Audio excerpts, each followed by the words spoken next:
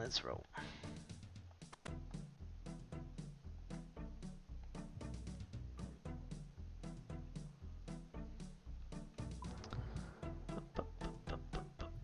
Where is the Legends quest? Oh, that's the Heroes Guild? Yeah, I've never freaking been to this place. I keep confusing it with the Legends Guild. It's the one I walk past all the time. This one, no one comes to freaking Birth Rope if they can help it. Everyone wants to get the rope when they go to Birth Rope.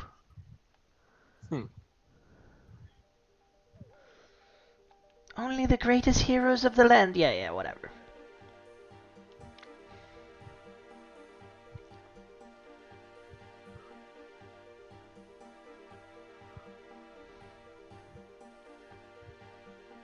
I'll start looking for those things then. Good luck with that. Shut the frick up.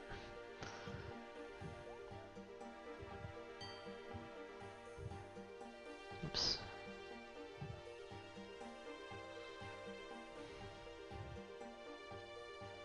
I attacked a druid. My hero yet? I didn't mean to attack that druid. He's just in the way. This guy said, this is what I think of your mystery druid. Yeah. Shank.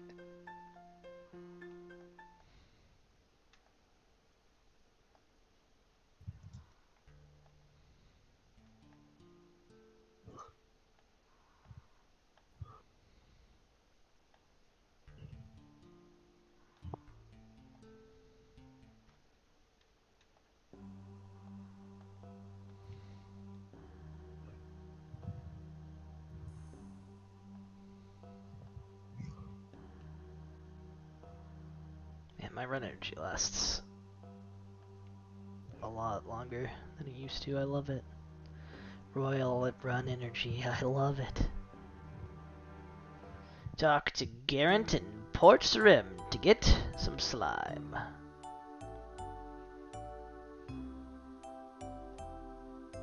Hopefully I don't need any money to get this slime, actually. I didn't even think about it. Because I don't have any. I'm impoverished.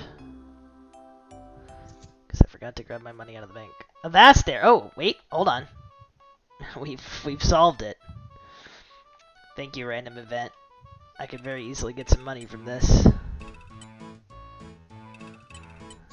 Alright, Kitty, I need you to go on your German account and gank him. I think I do have to go into the wilderness for this quest, actually. Ironically enough.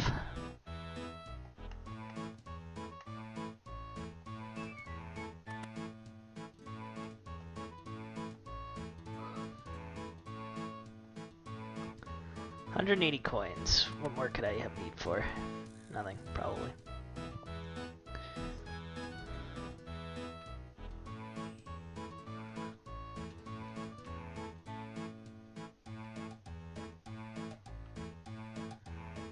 I need to find out how to catch a lava eel.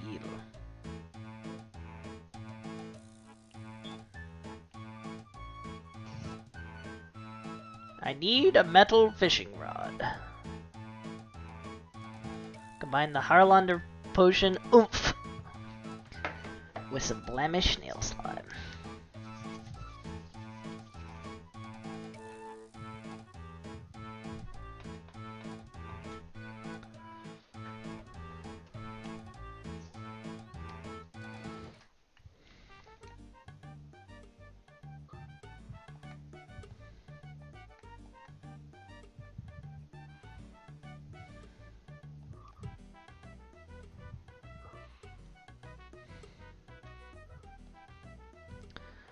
It's getting me money. I'm getting me money. Alright. My room bag. There we go. Now we're equipped to adventure in the world. Oops, I'm still on X. I need a Harlander. Where's my Harlanders? Harmonger. I know I have some Harlanders here somewhere. There they are.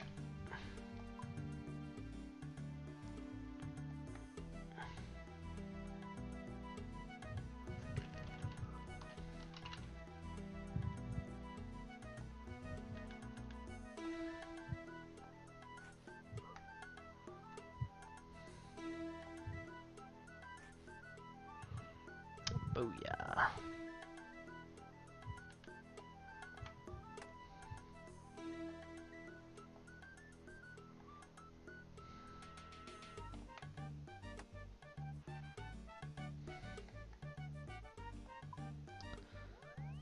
Bring my keyring.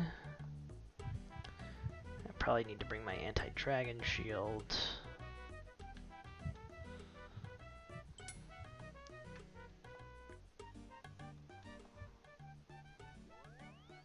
I forgot to grab fishing bait. No, it doesn't really matter. Grab it on the way.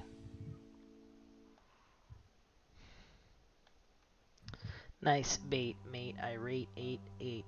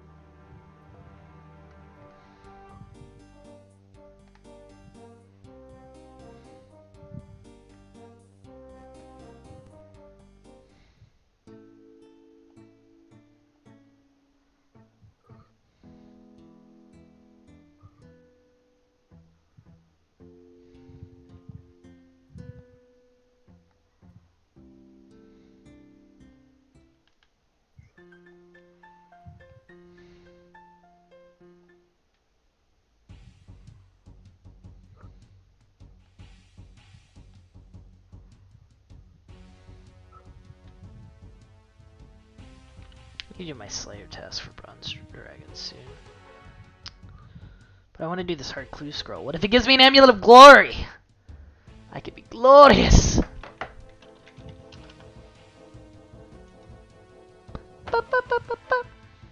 It's only a 1 out of 1,625 chance. That's practically guaranteed. It's practically guaranteed. Out of the very first one I opened.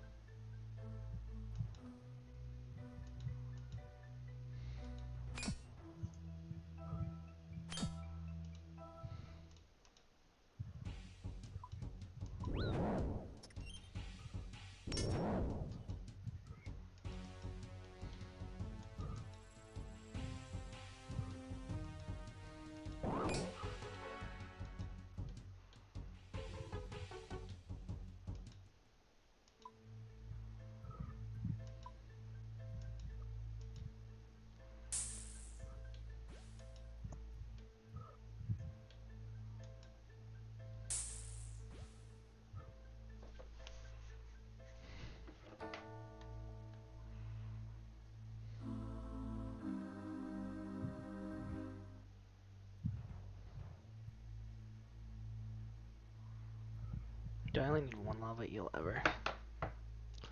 Lava eel. Cat, my hand is going numb. That's not good.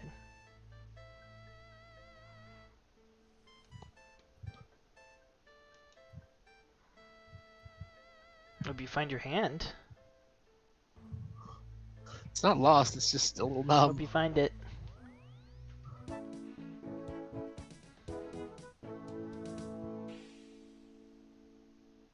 Oh wait, I got one bridge.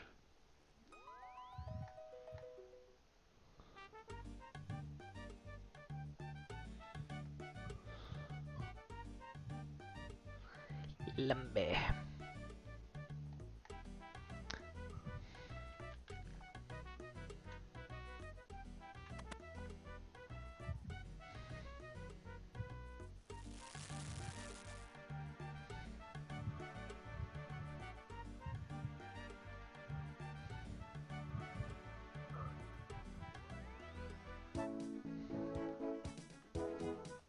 Gotta restore my prayer.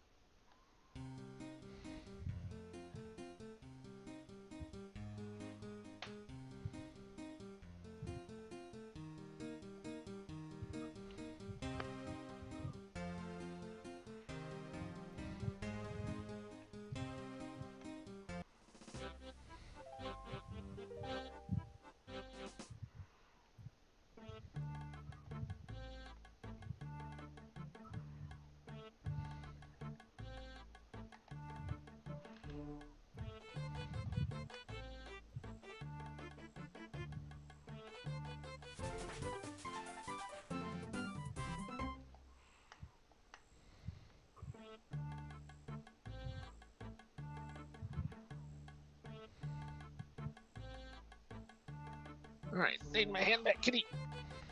Oh.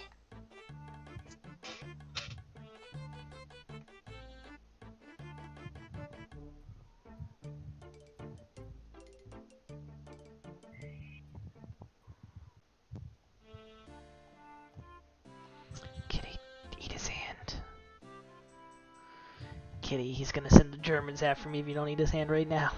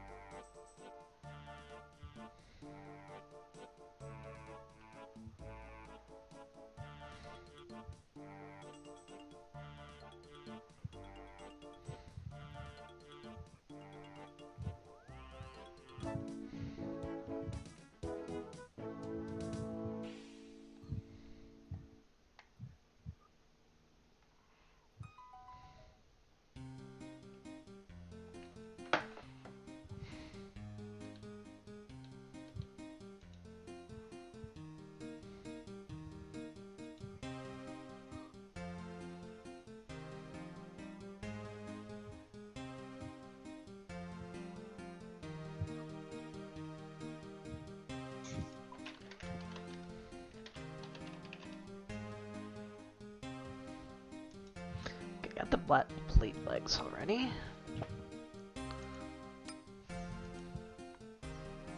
Need to buy a black plate body, which I think is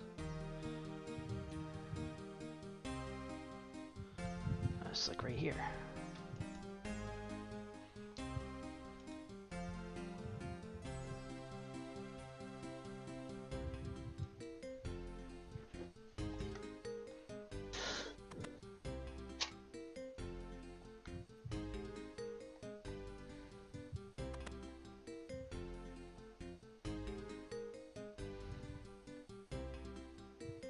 The game did really not like that door.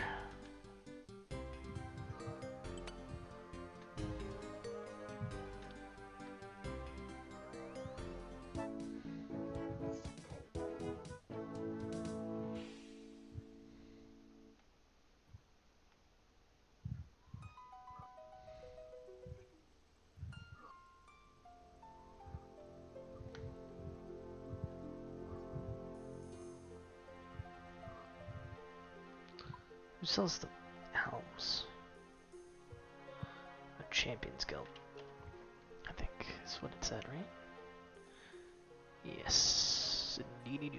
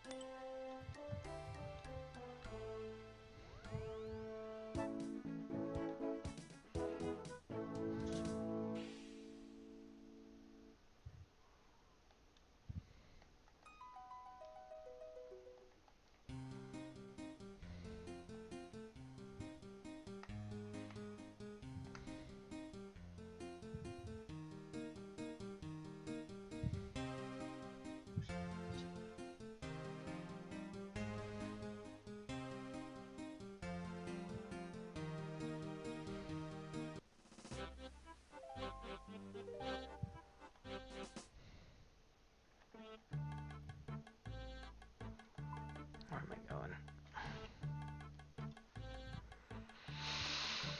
Okay, I guess we're going around this way.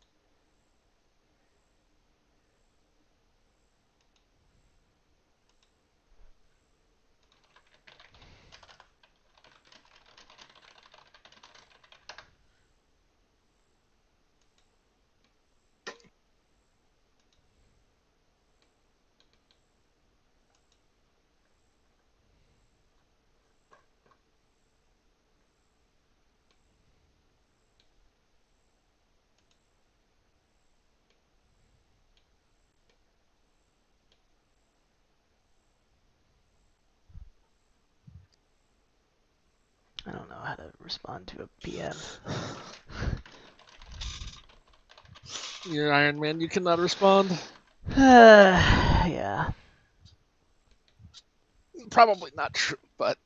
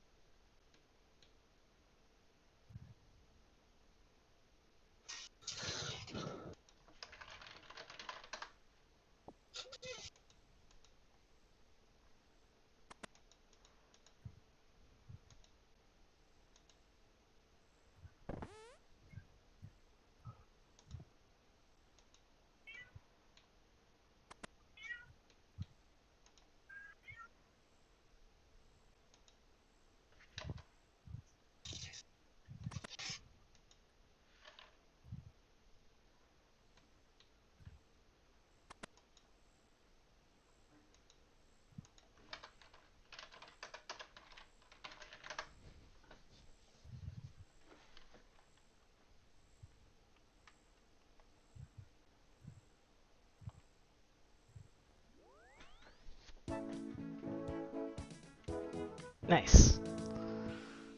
Nice and easy. I got my help from my partner. I think that's the last partner quest I have to freaking do. So freaking grateful I'm done with that. Alright, how do I leave this channel? Alright, we gotta leave the Congratulations. channel. I ain't helping anybody! Quest. So annoying! It's an interesting idea, I'll say that.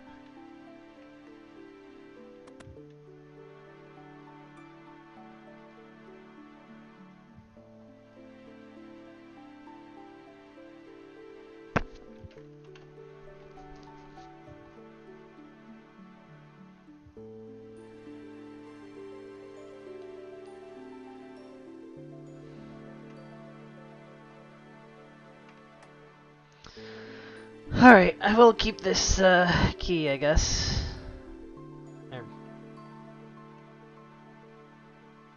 Just in case I ever have to help anybody for any reason. Head to White Wolf Mountain. The best way to get there is gliding, right? Yeah. Okay.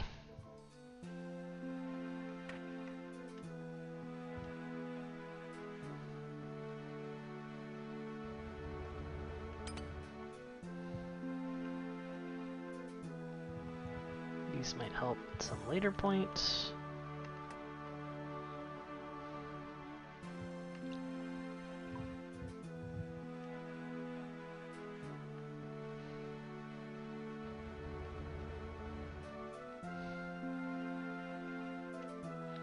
Alright, I need a picked axe.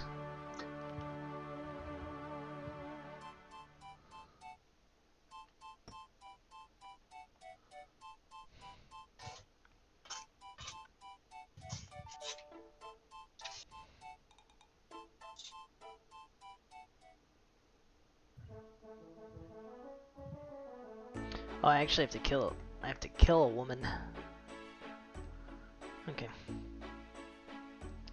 Grab some combat gear, and by combat gear I mean a scimitar and a handful of food.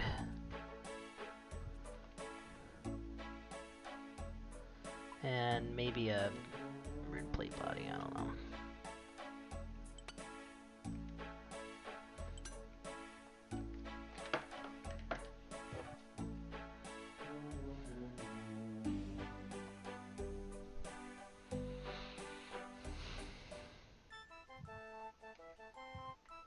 What if you were John Gnome? Gnome. I said go Gnome.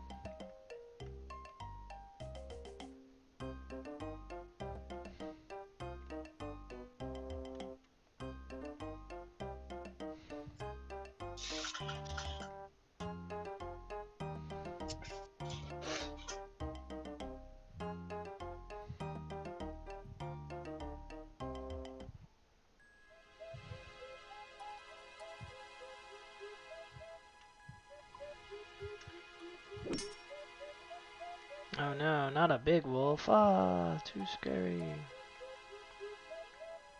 You might hurt me slightly.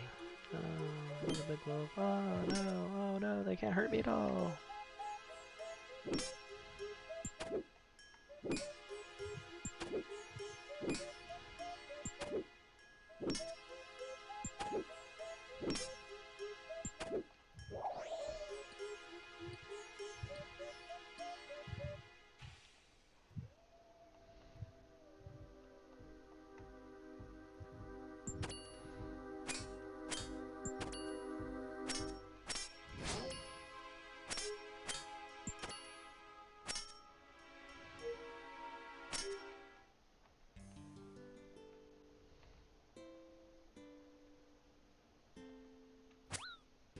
It says its own music. That's weird.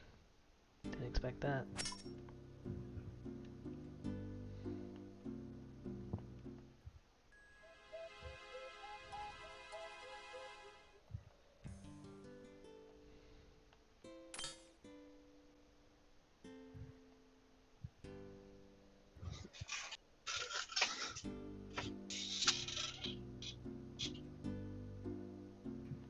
Oh, this ice cave sucks!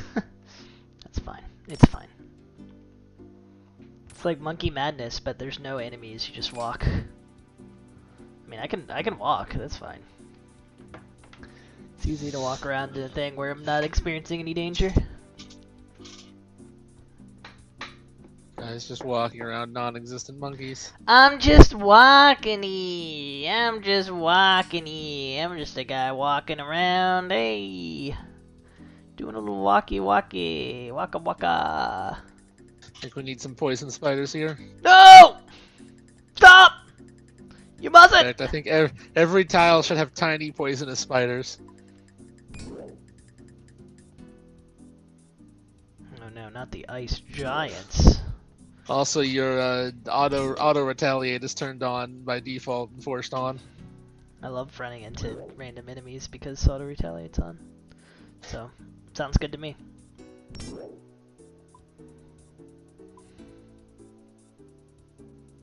I want nothing more in my life.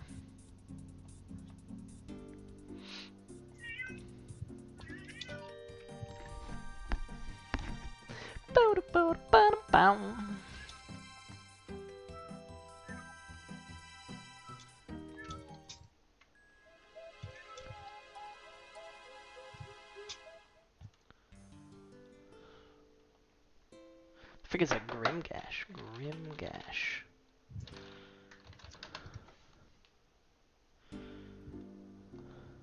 Oh, I see. He's part of a thing.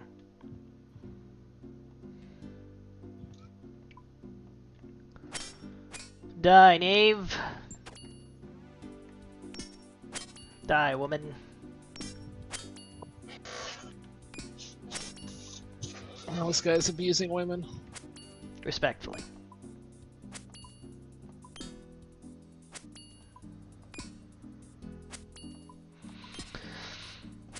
Glad you reminded that other mob he's not allowed to attack you right now. Yeah. It'd also be really funny if she didn't drop the ice gloves. I think it's a quest item. Quest items are like always 100% this game. Because somehow it's better than The WoW. heck? Yeah. What does this guy have? Hold on, I gotta check on something. What's her name? How many years it took to get that feature in? She has a good slash defense, but also a good stab defense, so this is just gonna take a bit. Oh, I probably should have brought my attack amulet. That's probably part of what's taking so long.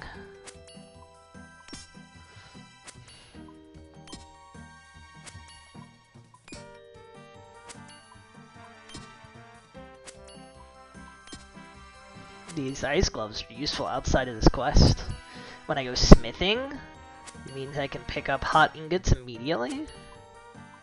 My gloves are icy. When I do Giant's Foundry for smithing, I don't have to bring buckets of water, because I cool up my hands.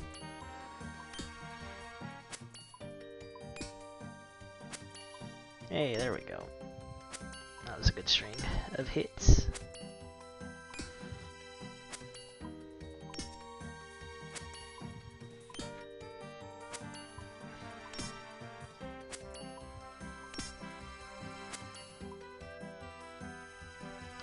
Ice gloves.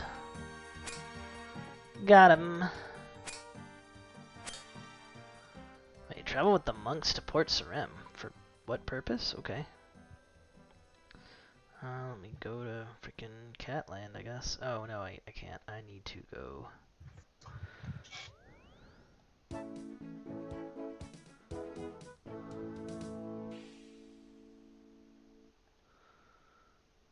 I need to go to Intrana.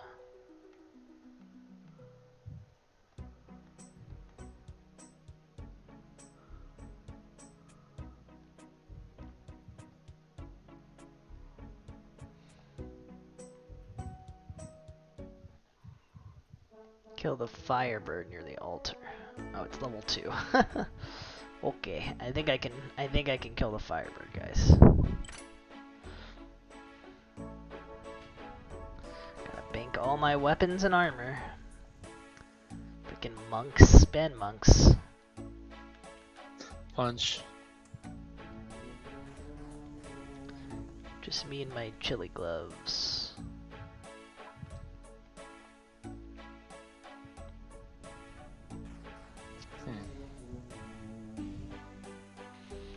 My big mittens.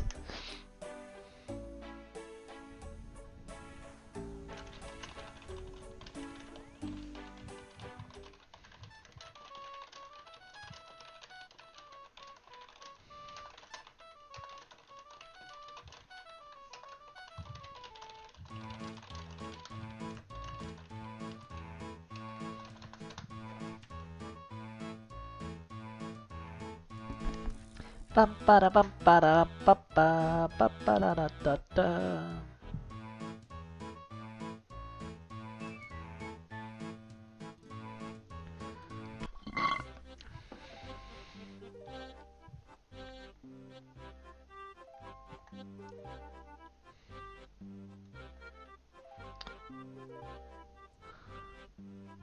Talon, can you believe I'm going to be a hero?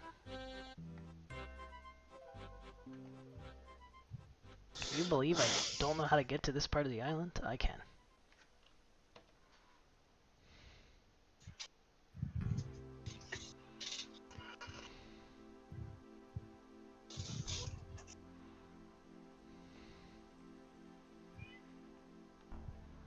Oh, there's the Intronin Firebird. I'm gonna smack it. I'm gonna smack it. I'm gonna smack it. Watch this. Whopcha! Watcha! Kabang!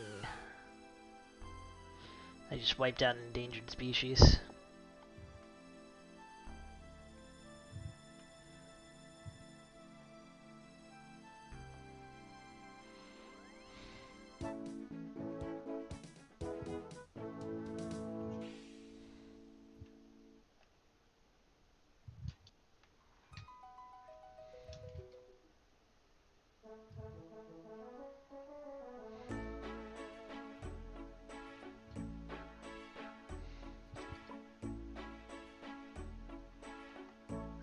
Where's my games necklace? Let's use that one.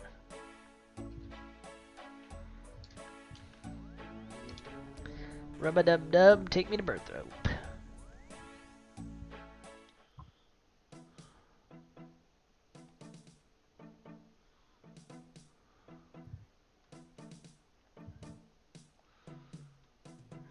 I should probably buy the dragon mace when I'm here.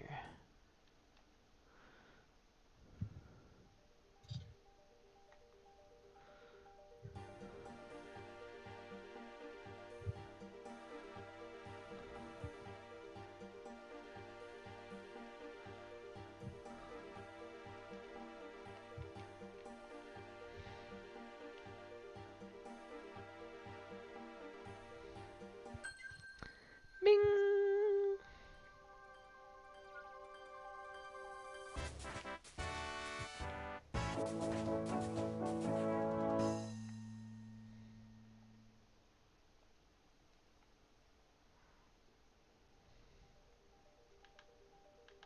I guess I could buy it at any point.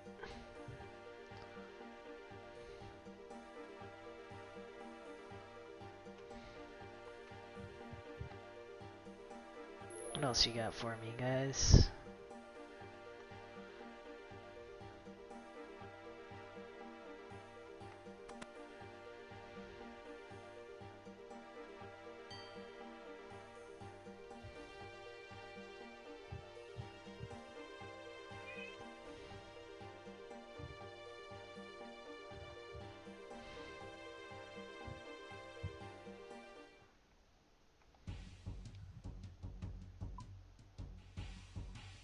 that's where the Fountain of Rune is, I suppose.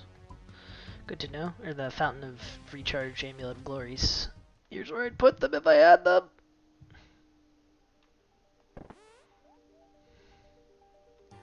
Legends quest. Yes, Legends, yes. Queen.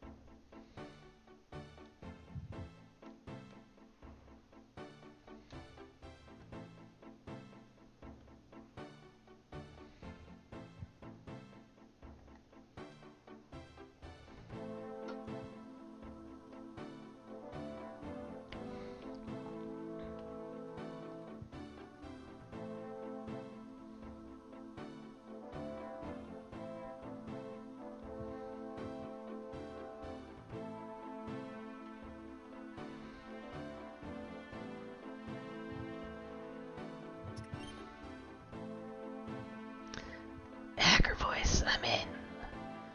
I'm in the Legends Guild. Yeah, so are we. No.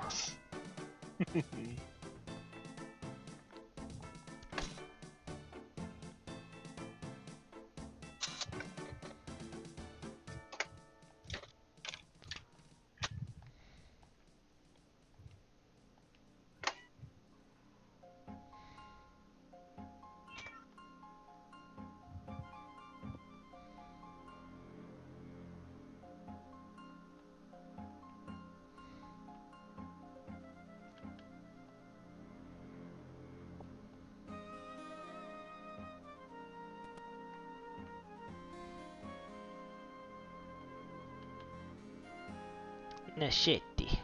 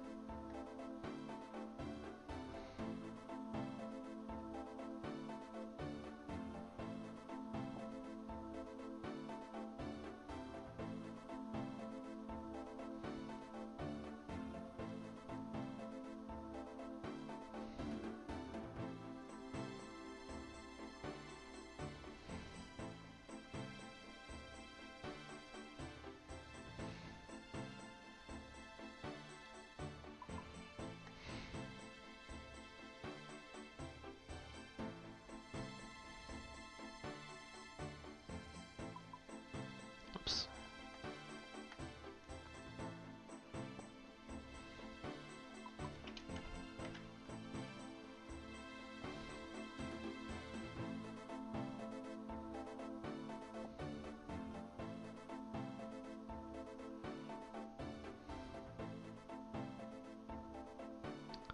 Oh, I need a rune X. Oh, I have a rune X. Freaking dumb. Okay. Wait, why am I schlubbing it? Let's just get ready to go.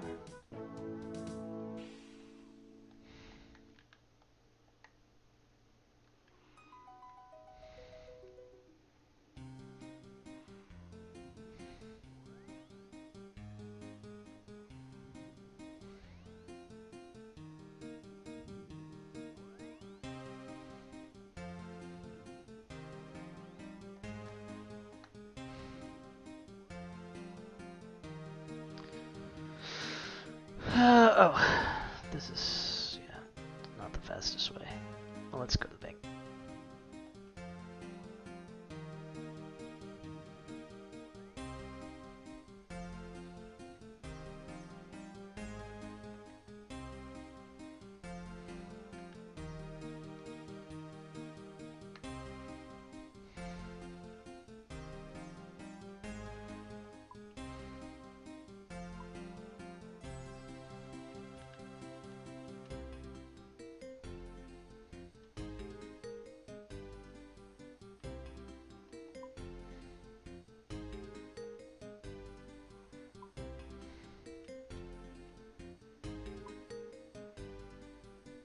How do I get charcoal?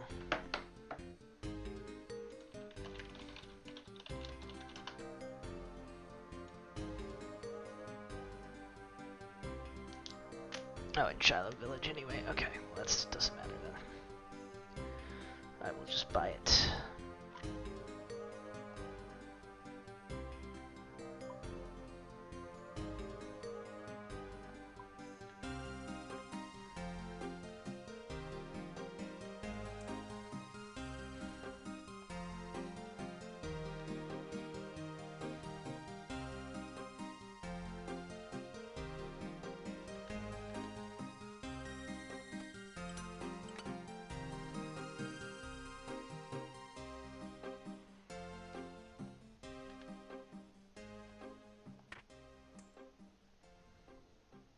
Alright.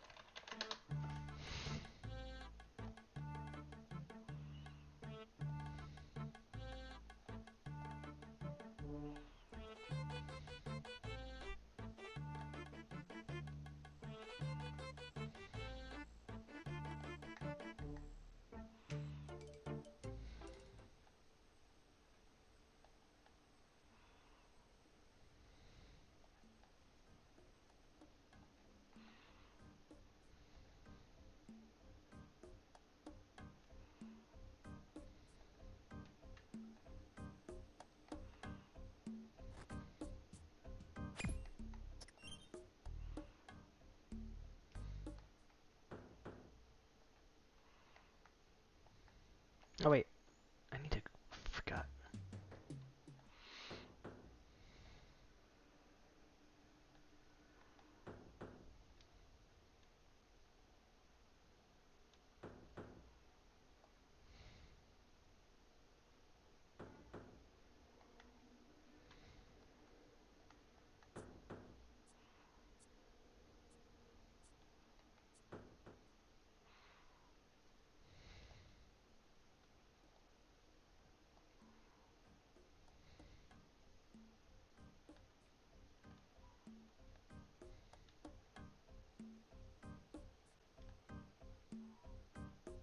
There's no door. Nice.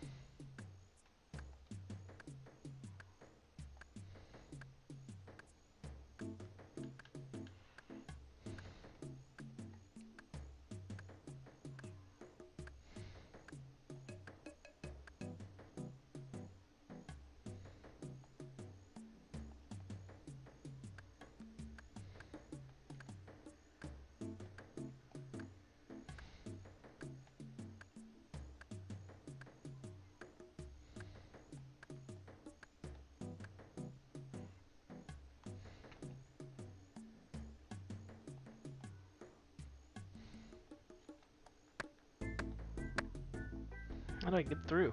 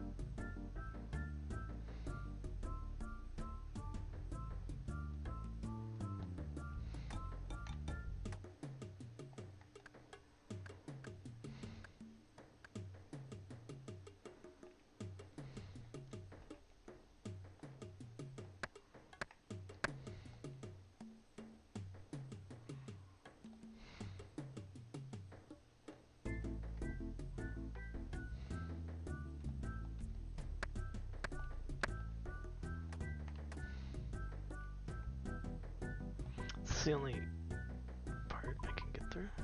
No, maybe over there. Maybe a better entrance over there.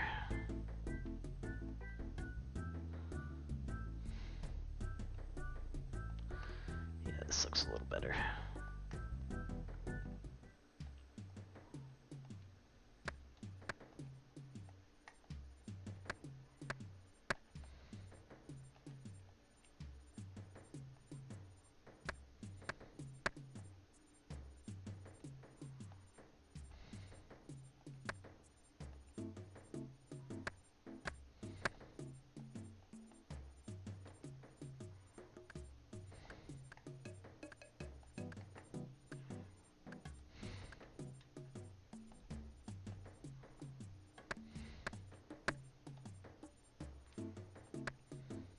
Hey, there we go, made it through.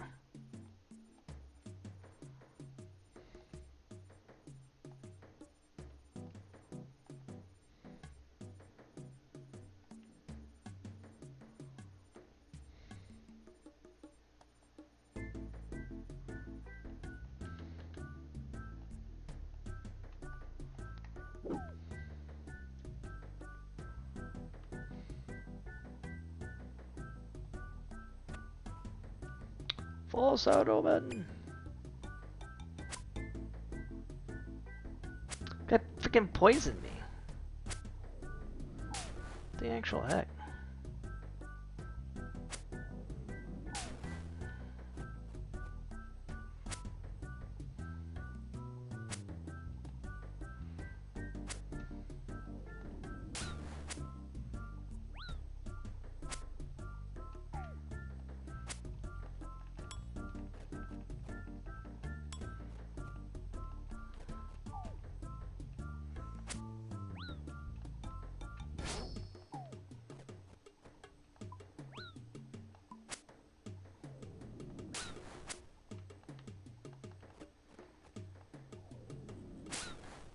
Oh my god, kill this man.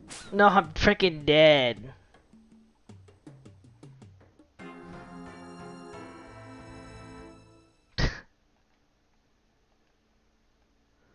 Didn't bring enough food. I guess not. I didn't expect the freaking wizard to just give me the freaking Baja Blast. Always expect a wizard to give you the Baja Blast.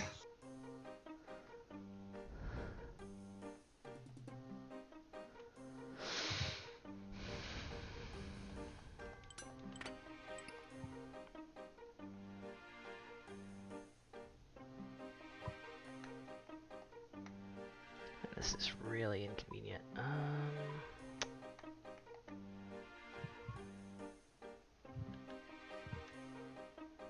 He's distracted. I'll loot his corpse.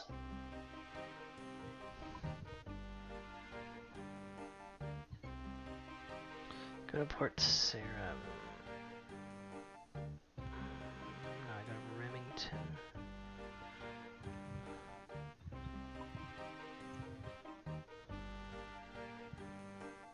I don't have enough money to do anything. things. I brought all my money with me because I'm dumb.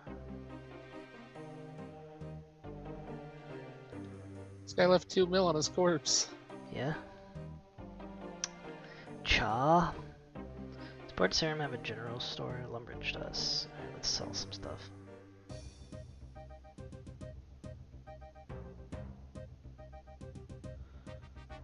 Let's take our adamant axe, I guess.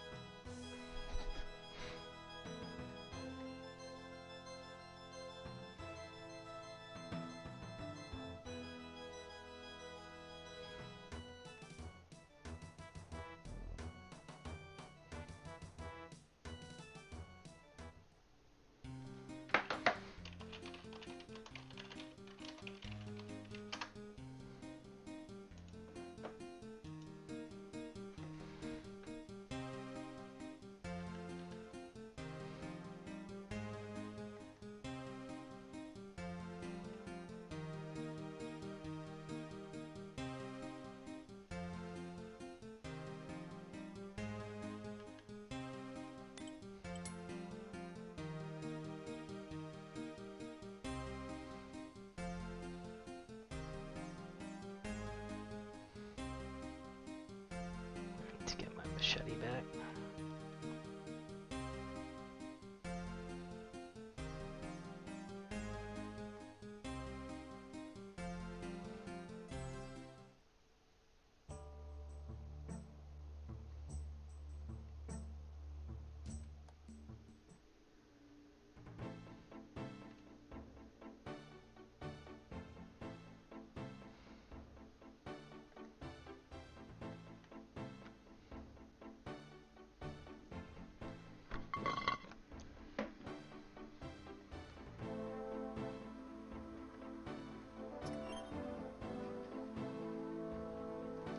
Hope the quest is going well, ma'am. It's not! It's going pretty piss poor! Now give me this machete. Thank you.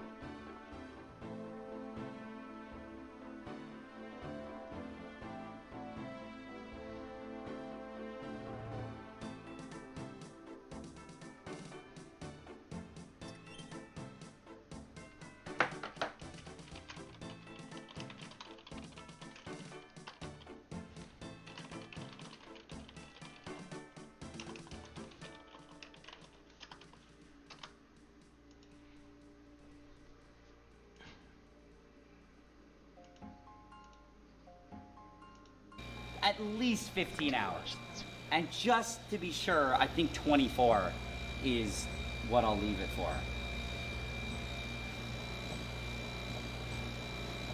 It's been about 5 days. Do not watch video. Significantly longer than 1 day. I was really hoping that everything would go great, but everything got cracked. It fell apart. And I think it's just because of the liquid nitrogen. It's a little bit sad, but I think the pieces are still big enough that it's still a good proof of concept. The General Tao meal somehow looks kind of funny. I started off doubting the General Tao, but now I feel like it's our only hope to have a fully intact meal regenerated.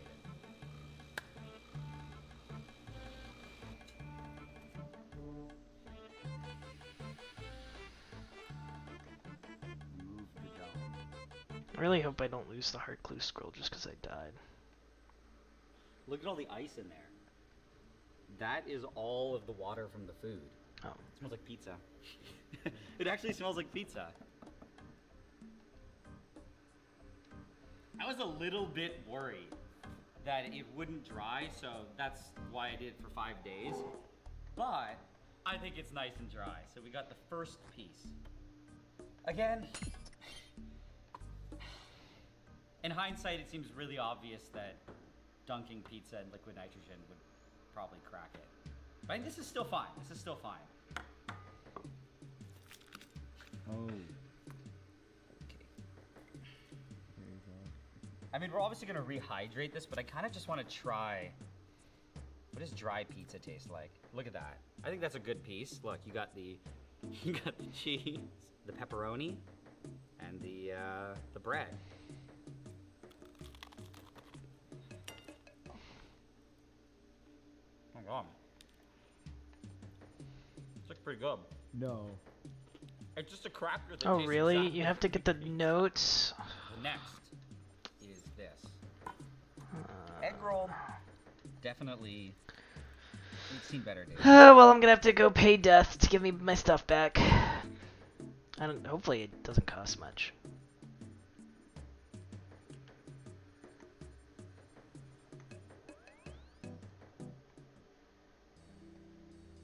Costs everything. I mean, it could. I don't know how much it's gonna freaking cost me.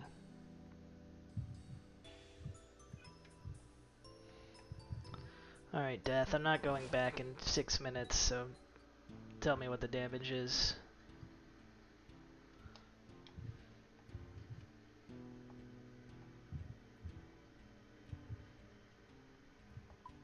Oh, he didn't charge me anything. Okay. Why not?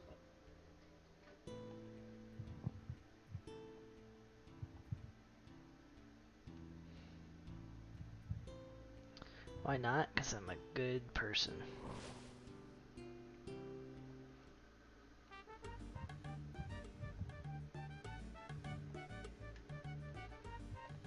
I have some doubts.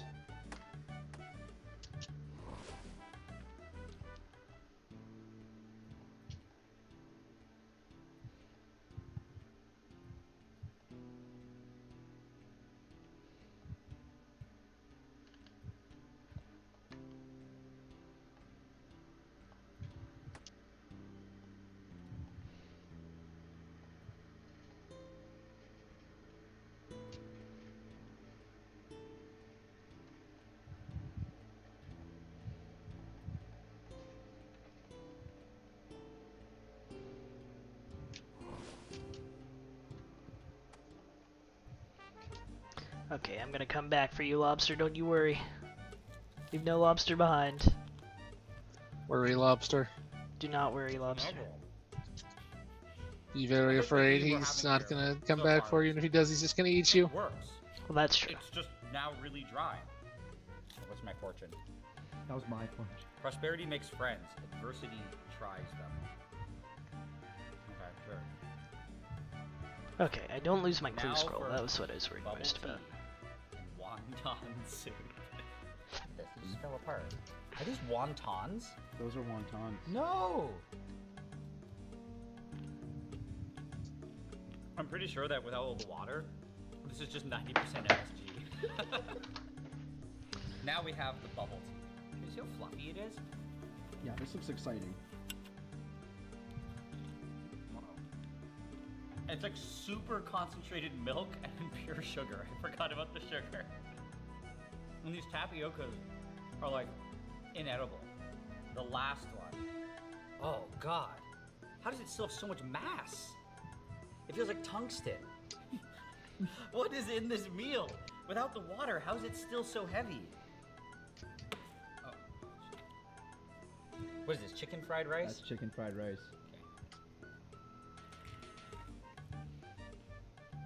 It tastes like uncooked rice, except you can chew it. Mm. Now, for the General Tao chicken. I feel like this is the worst out of everything.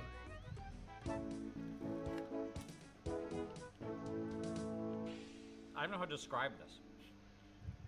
It's like the weirdest texture with a flavor I've never had before. It's not that bad. So far, 100% success. Well, minus all the crack. 99% success. Or 98%. 97% success. In theory, at this point, the food should be preserved, and we could just bag it up and store it. So in like 5 years, I could have another pizza cracker if I wanted to. But I don't really want to eat pizza crackers in 5 years, or General Tao Taffy.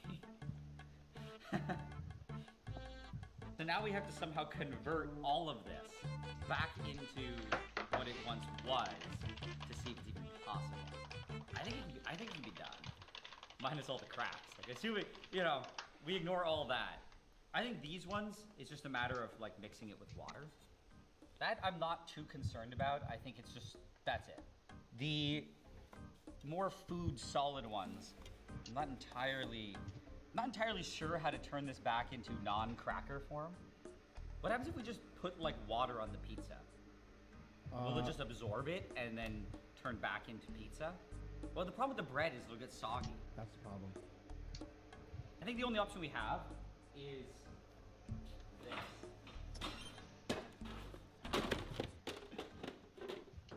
I think that if you just kind of like make hot vapor around it, the food will reabsorb the moisture and go back to, just go back. So fill this with water, and it's just that. That's it, you just turn it on, and it steams. That's it. I mean, it works, it's really simple. Let's load it up on the spatula. Pizza time. In my opinion, this will work perfectly. I think we gotta leave it there for a bit. Just a couple minutes. Oh, that's looking better. How can you tell? I don't know.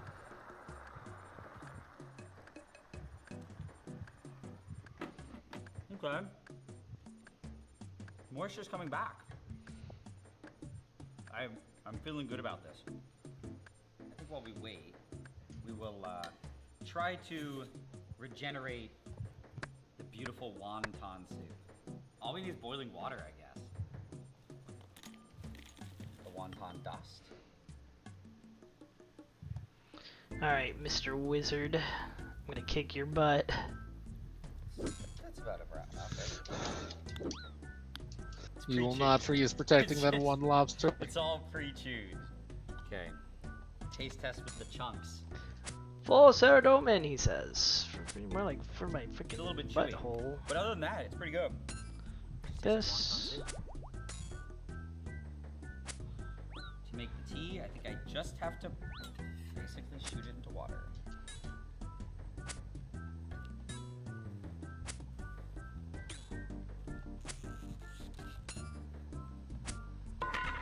Success.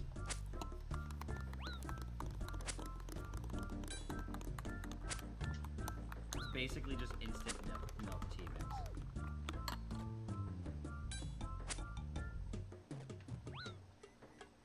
It just tastes like the bubble tea. Well, except for the tapioca. Kill him. Yeah, those are in at hole.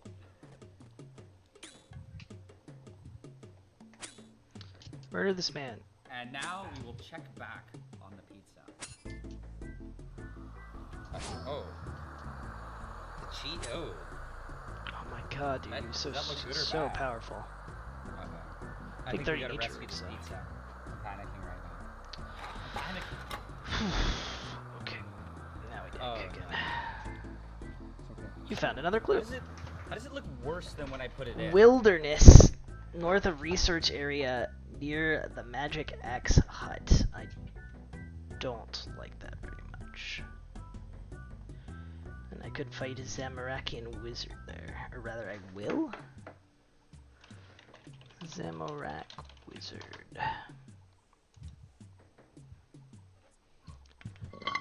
Oh, he's much, much, much weaker though. Nice. Nice, nice.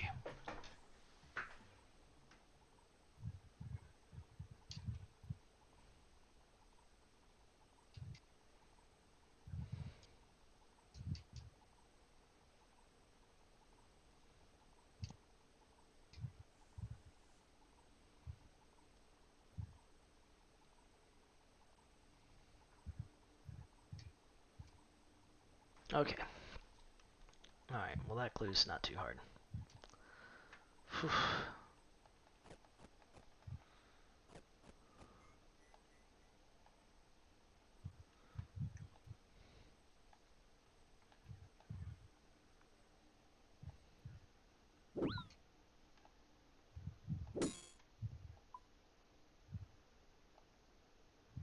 These giant chickens.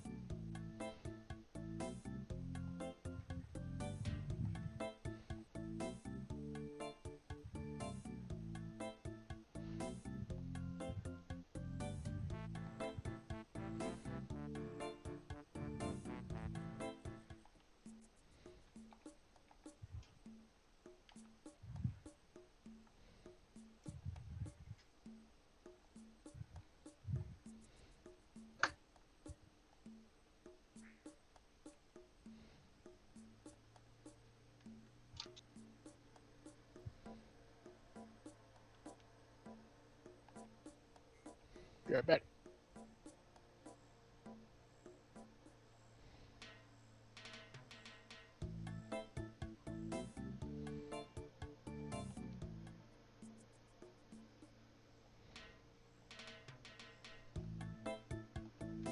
Yeah, it doesn't. The cheese got darker. Does it cook cheese at like? No. Oh no. The cheese got like cooked. Oh my god. This is a disaster. Is the flavor still there? It's honestly worse than before.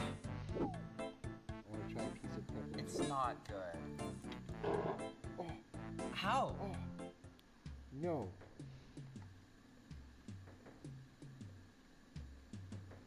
I think the steamer, like look, it's been sitting here for. The steamer is an embarrassment, and it will not work. I think I'm ashamed to have even tried.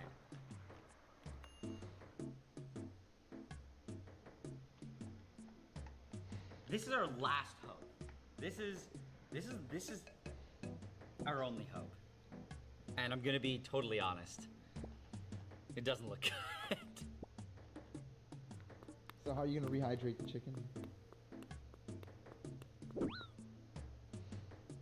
I think we need to add a little bit of water on top. All right, let's go. This isn't hot water, it's just cold water. I think we gotta add a little bit just to jumpstart it. Yeah, see, it just gets absorbed. Oh my god, it just... Oh, the chicken's sucking it up. That's probably enough water. No, we gotta... Look at it, it's still so thirsty. So we'll refrigerate this, and every so often I'll come by and I'll water the general towel. And hopefully by tomorrow morning, we'll have a very nice general towel breakfast. I'm ready for that.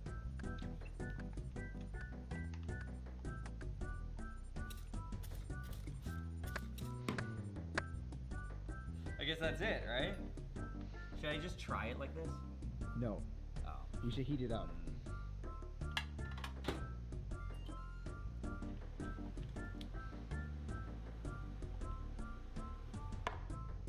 Here it is. It really does. It just looks like either an instant meal or leftovers. What do I test first? I'll go with the rice first. Okay, texture is pasty and this is pasty.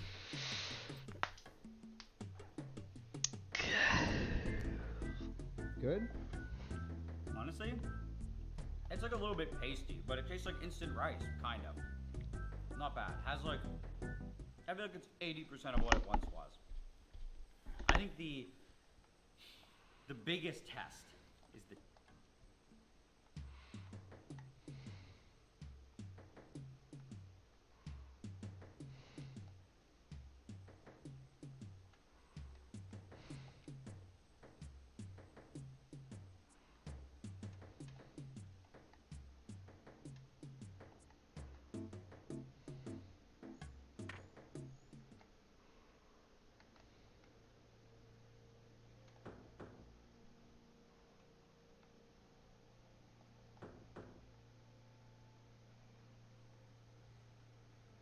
Not big.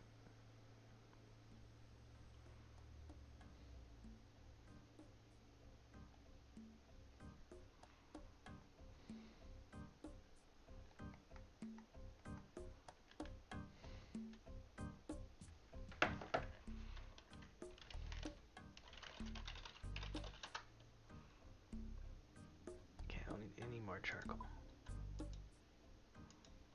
Or papyrus.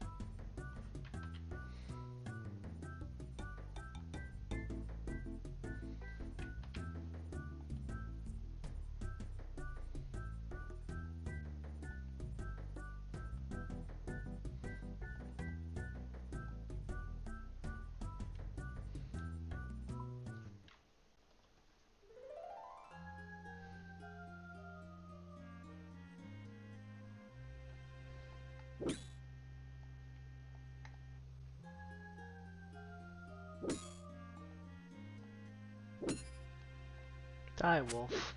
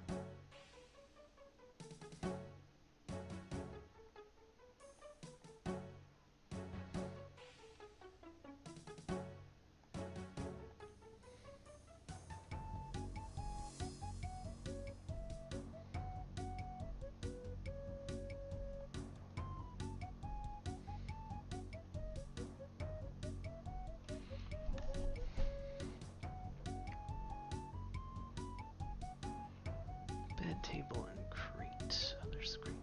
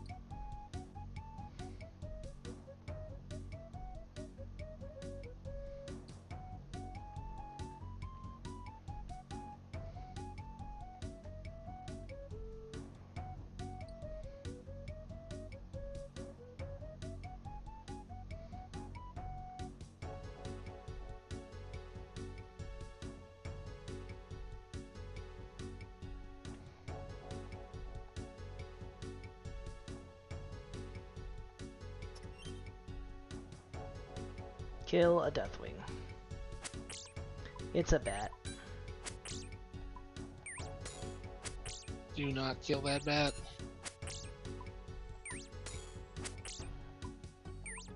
I have to.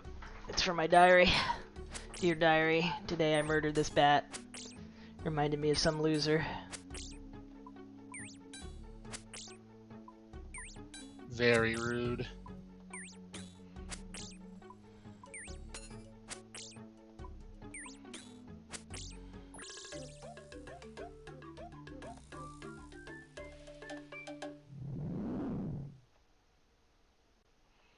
Karamja.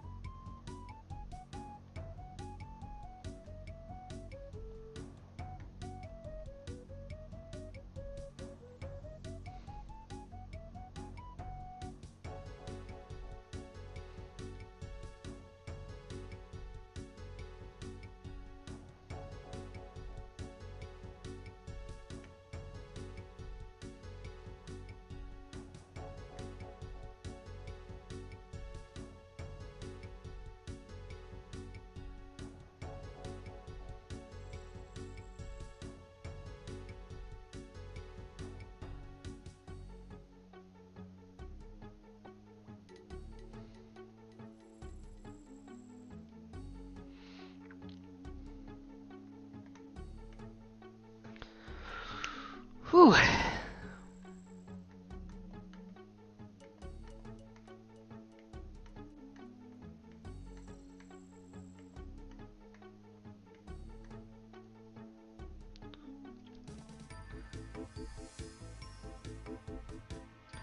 Alright, I just want to get out of here for now.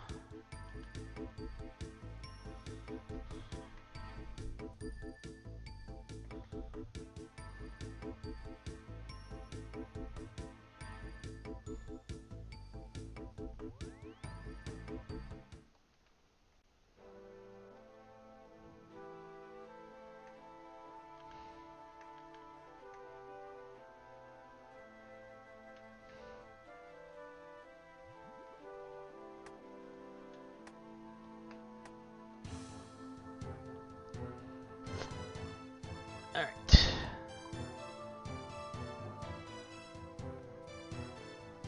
Let's just deposit a bunch of crap here.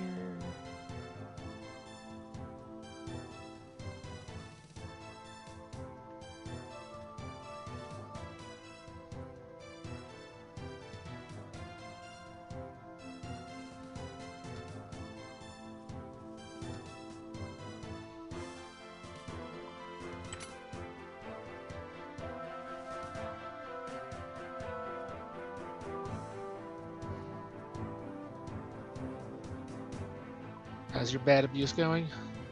I already killed the bat. Now I just need to kill a thingy and get my clue scroll, because that's obviously more important than what I was doing. Who needs quests when you could get rewards from a clue scroll? Think about it. You thinking? Think about it. No thinking.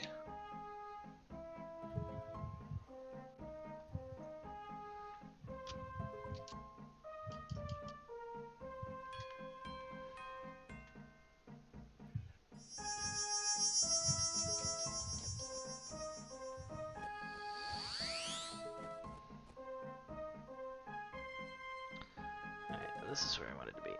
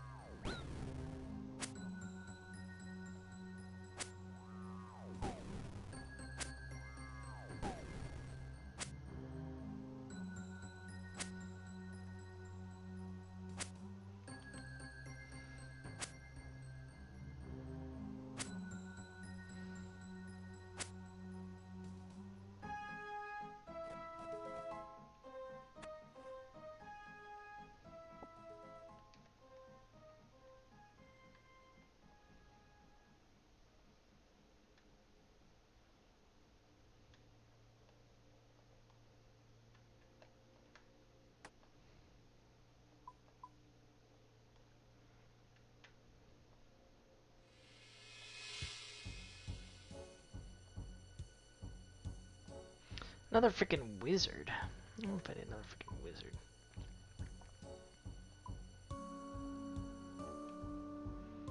But I'll do it. I'ma do it. I'ma fight that wizard. Hard clue scrolls can give some pretty wacky garbage. What? Oh no. Why is that guy here? Oh no.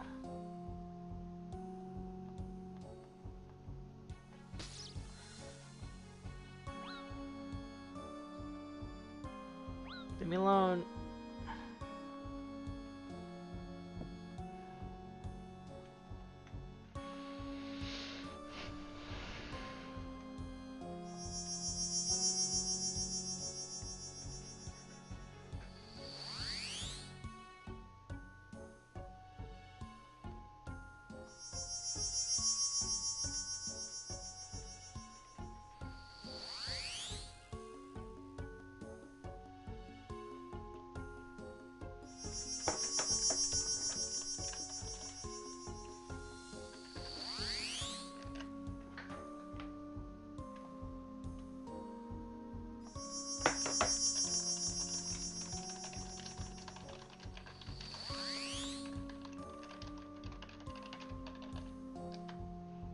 Excellent.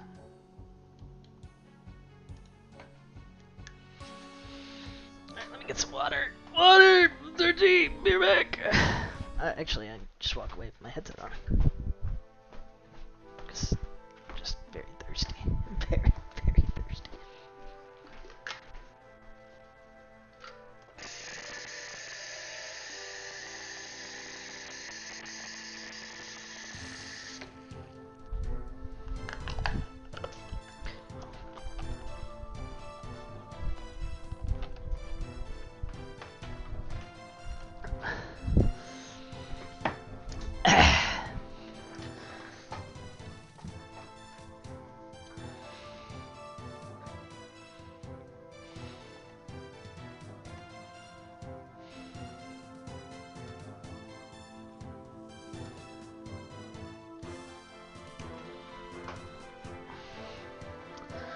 Alright, it's time to fight a wizard again.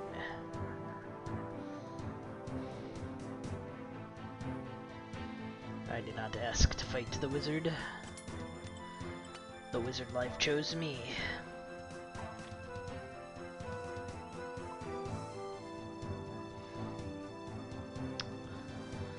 Alright, Goldsmith Gauntlets.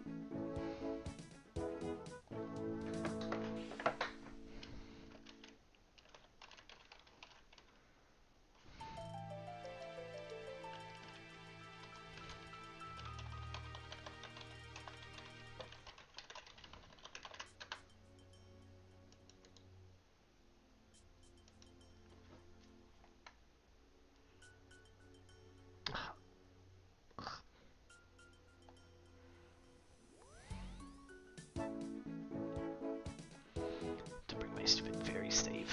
The chicken. Because I have my doubts whether the chicken got rehydrated. The chicken there looks a little glassy. it looks like it's encased. Oh no.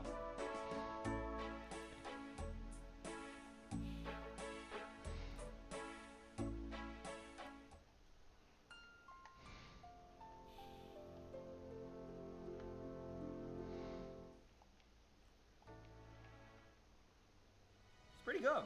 It just tastes like... I think the best way to describe it is the chicken has the texture of like a spare rib. It's a little bit tougher and chewier, but this is 100% edible, which to me is good enough. You want to try some? Yeah. For Sir Doman! This is your meal. Yeah, no, I know. I mean, it looks like its original form, so... I mean...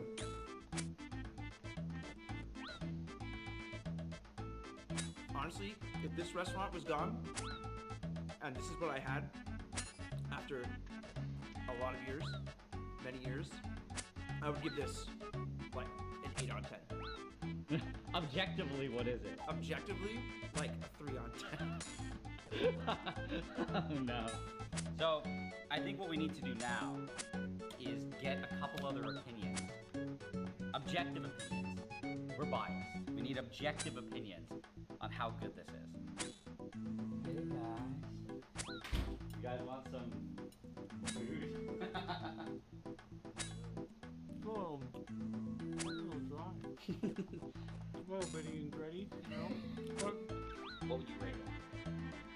Do I know where it's from? No context. I just 5 on 10. Okay. Why is it so hard? Oh, nice 25 Cosmo records, though. Casket! Okay, let's get ourselves away from So being it's like dead. overdone spare ribs. No, it's just like an abomination of food. So, clearly, my taste is not as refined as everybody else's, because I think this is kind of fine. Yeah, I think it's fine. Totally acceptable. But, I do understand that it also needs improvements. I think in the end, though, we proved the concept. Alright, right? Will I win the lottery in some way on this hard casket? No. Yeah, you're correct, but it wasn't bad.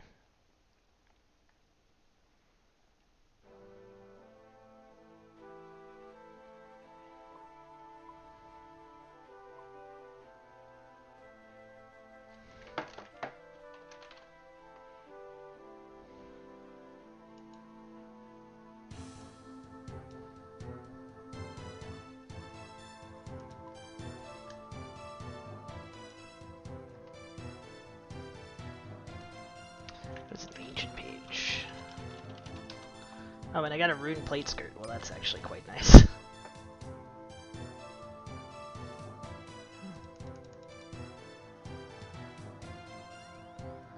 Sure, let's get rid of this plate skirt. This old one.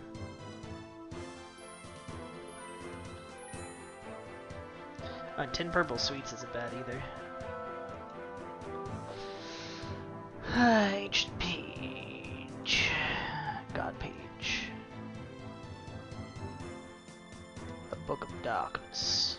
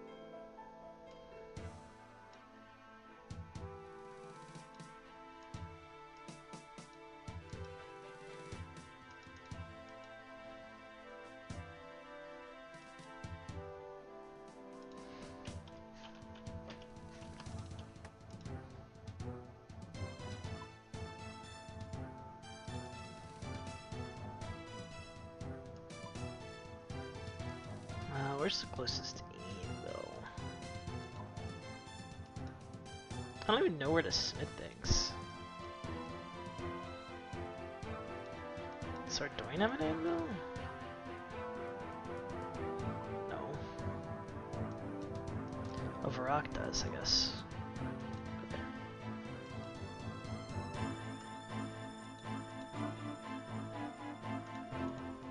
Has been proved. We proved that you can kind of bring it back, but clearly more research has to be done. So for some things we're really close, and other things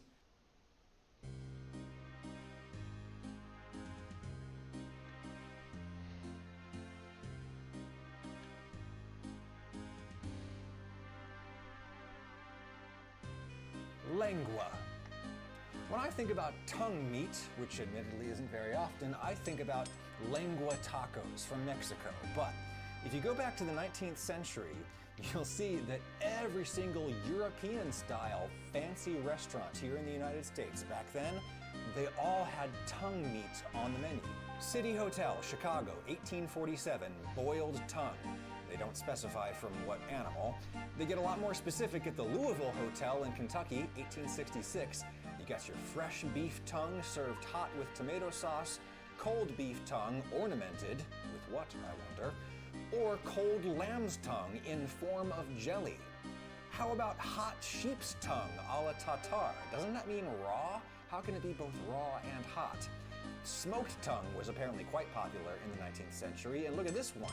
Palmer House, Chicago, 1875. Smoked buffalo tongue. This makes a lot of sense, especially in Chicago.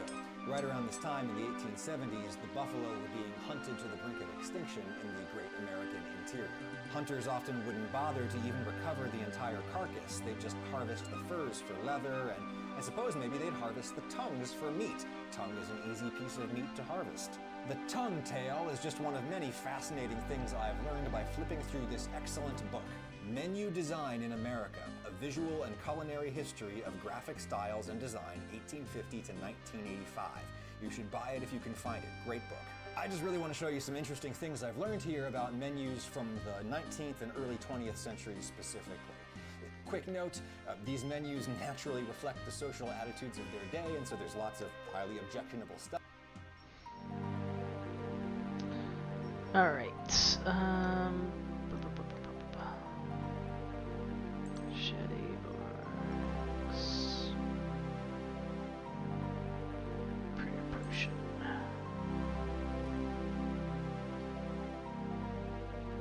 We can make a prayer potion.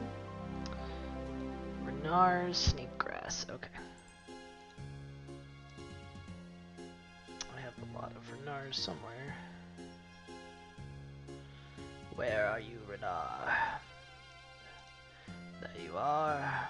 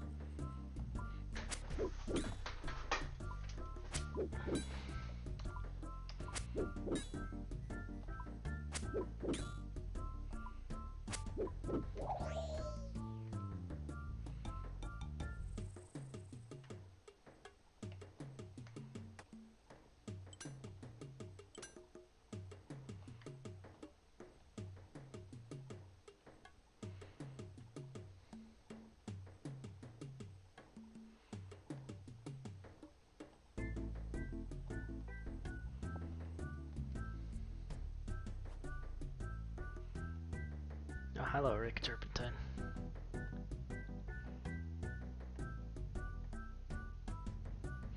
Thanks for some cash. Thanks for some cash, bruv. It's time to fight a demon. The Demon King.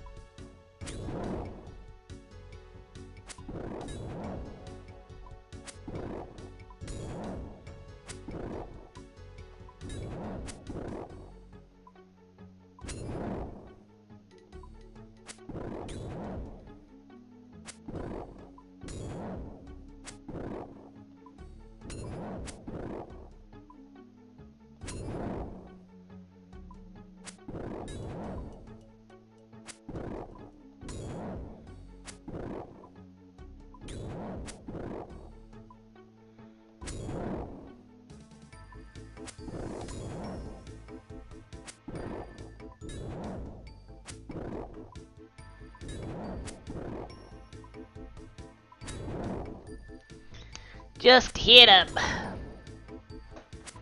There you go. Nice 10. Oh, there you go. 15. 2 more 15s and he's basically dead. 12. 2 more 12s and he's basically dead.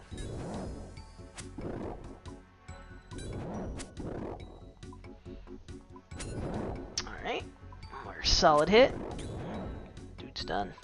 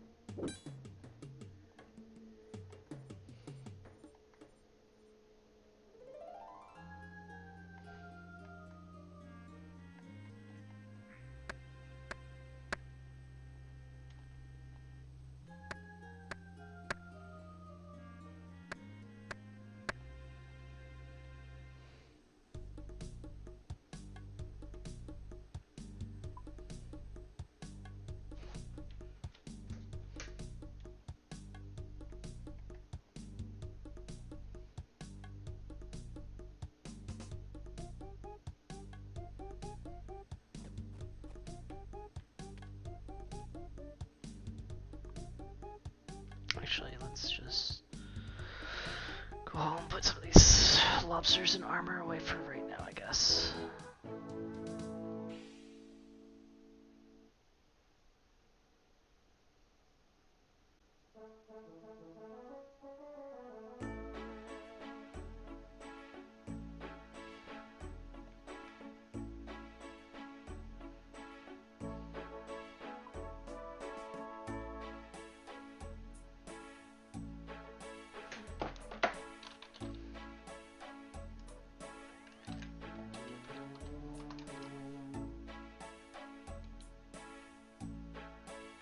Oh yeah.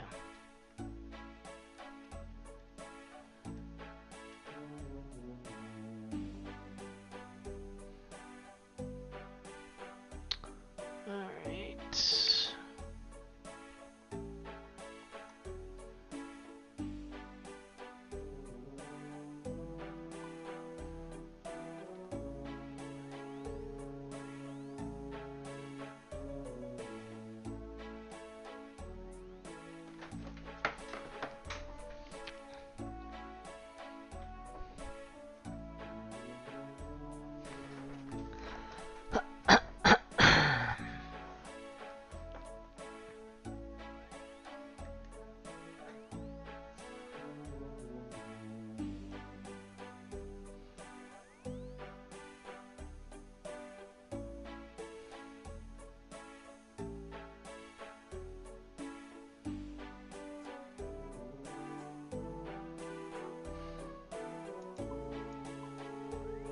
Burb. Okay.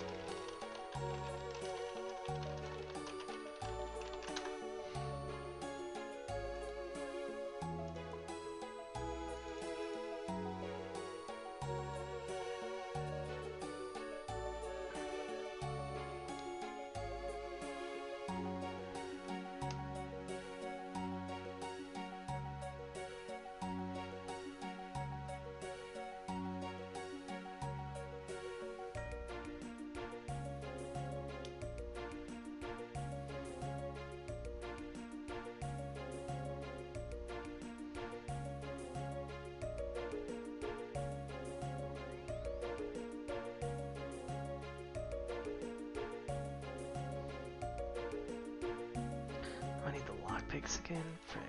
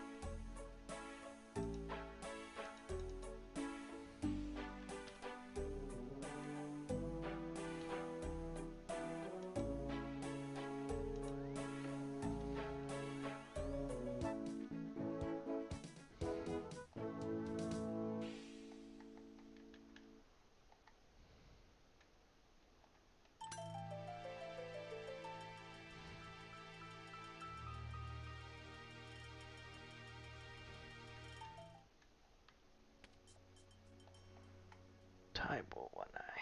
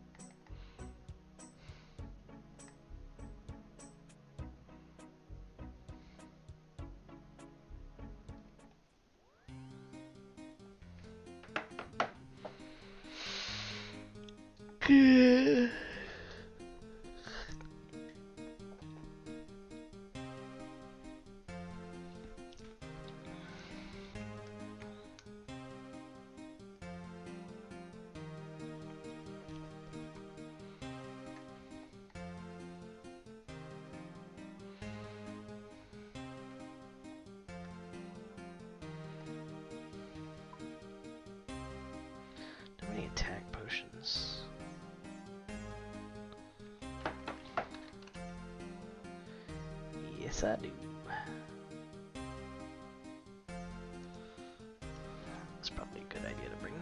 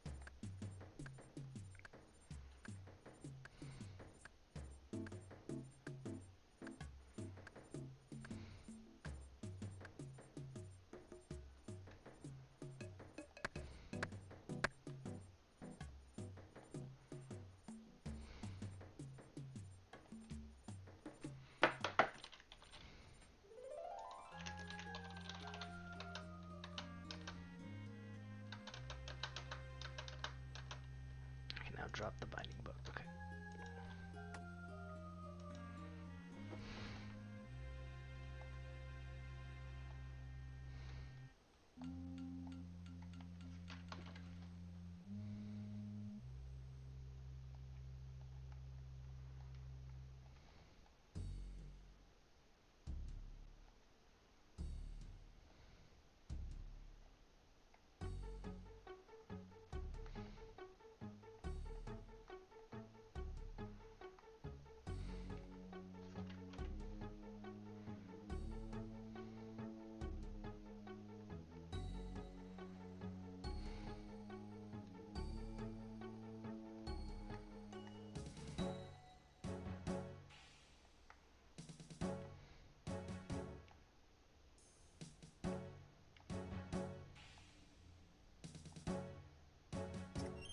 Easy as pie.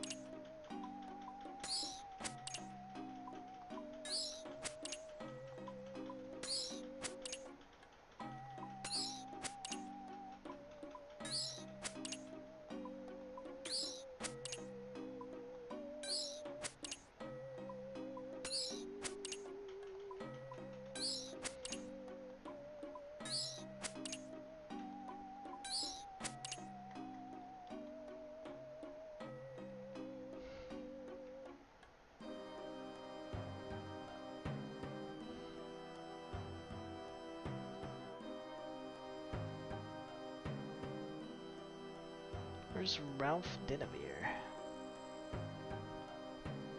Where are you, Ralphie boy? Behind here? Nope.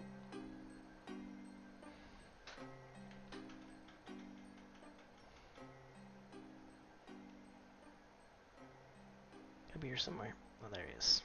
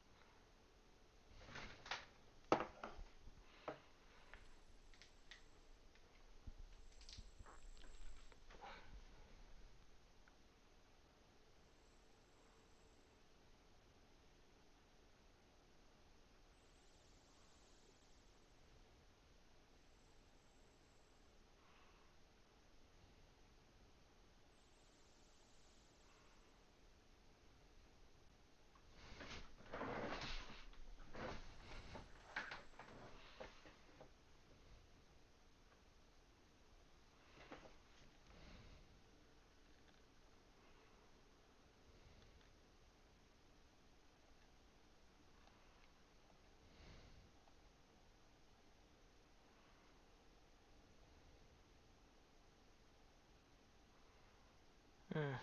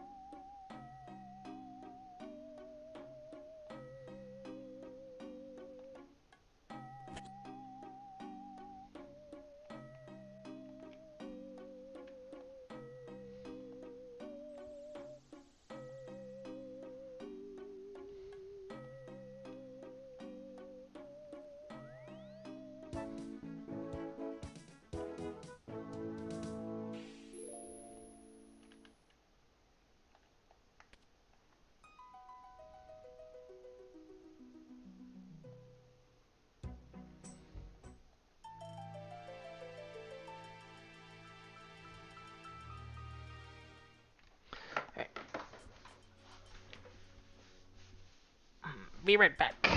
Be right back.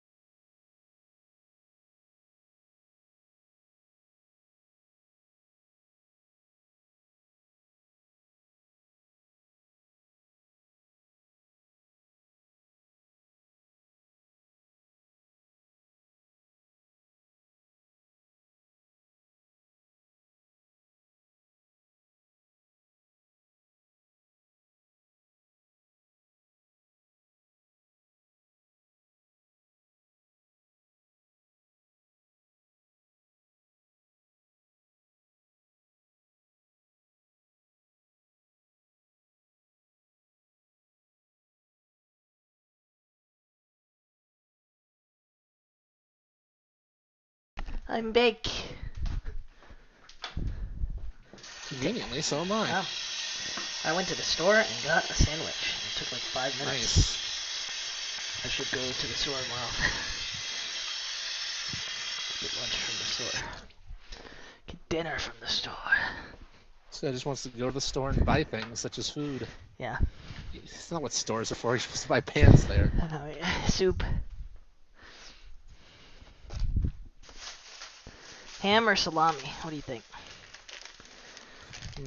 Salami.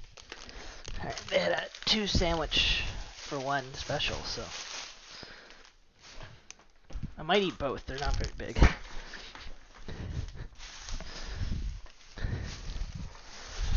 But we'll put the other one in the fridge. We will see. We'll all see. Yeah, they're like $5 for 2 sandwiches. Probably means it's gonna be pretty basic, but that's okay. Basic, which can be good too.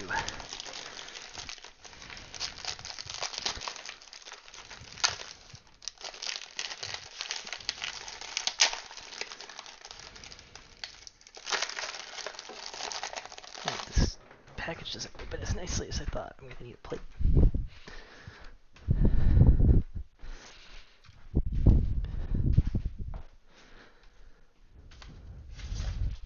I'm gonna have to start mowing my lawn again. Mommy's starting Sucks. next week. I hate the lawn boy. Can you send the Germans to mow my lawn? No, the Germans would just spread fertilizer in your lawn and make it grow more. No. It's like the ganking of yards. No.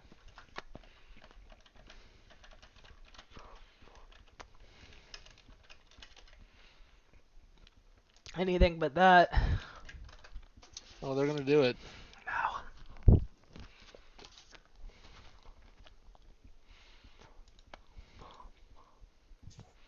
Shut the door real quick.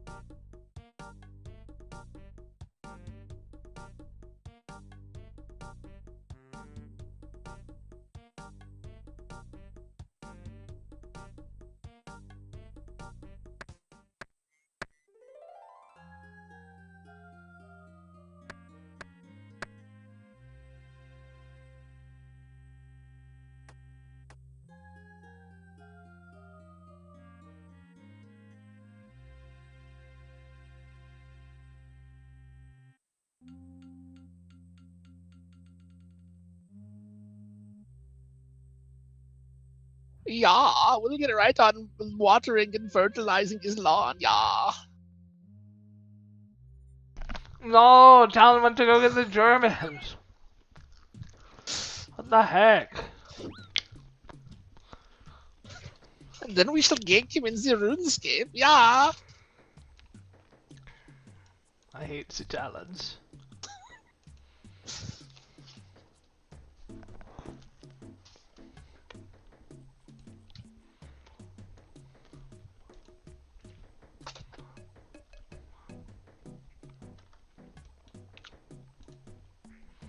Alright, this sandwich is pretty good for what it is. I mean, it's simple, but...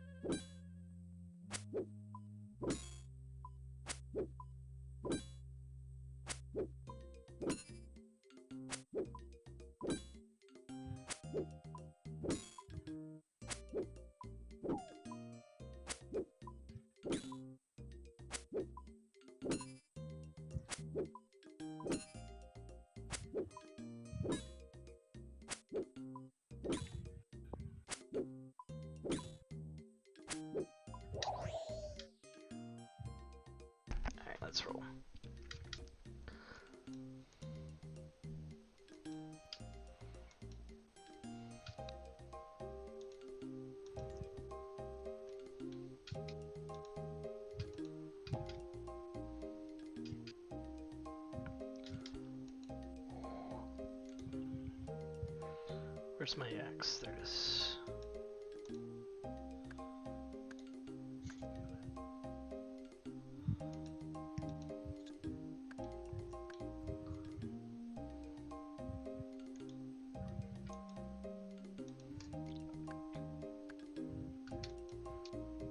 Hup.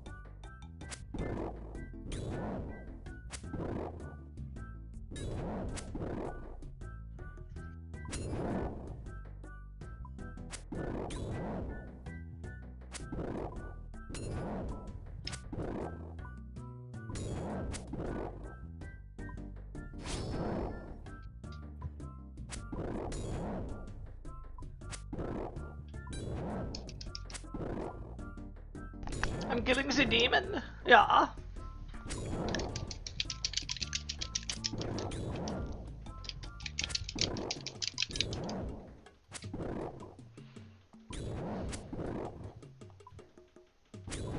Now, why would you do such a thing? Because he is evil.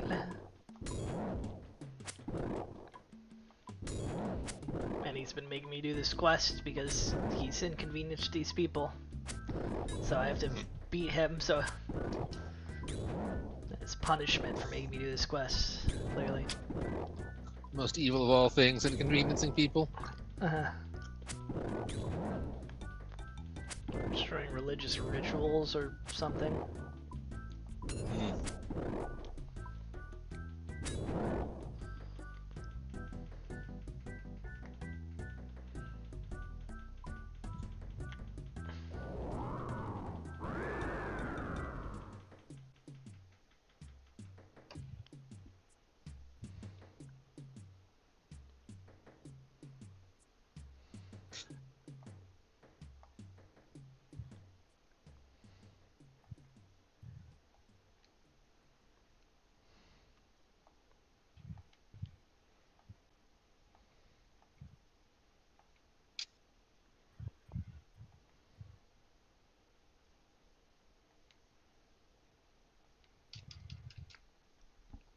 Very well, my friend.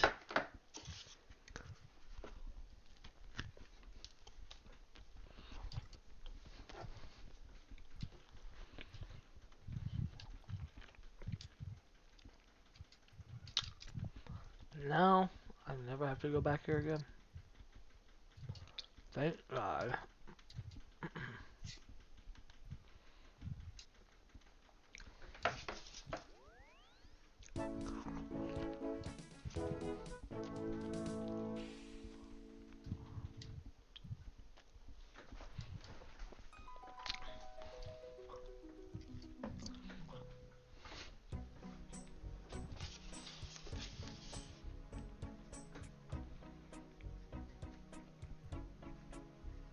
Why is Q not here finishing his Randev seed? Oh, good freaking question. Good freaking question.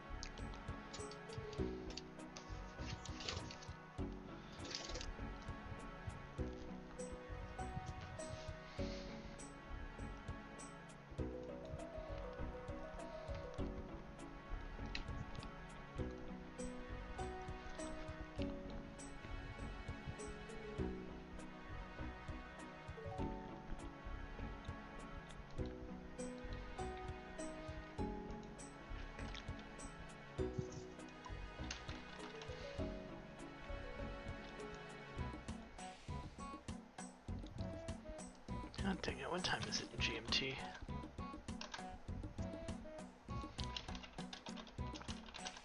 What do you need the GMT time for? Because that's when the weekly thing resets so I can get a bunch of Herblore XP. Hour and a half.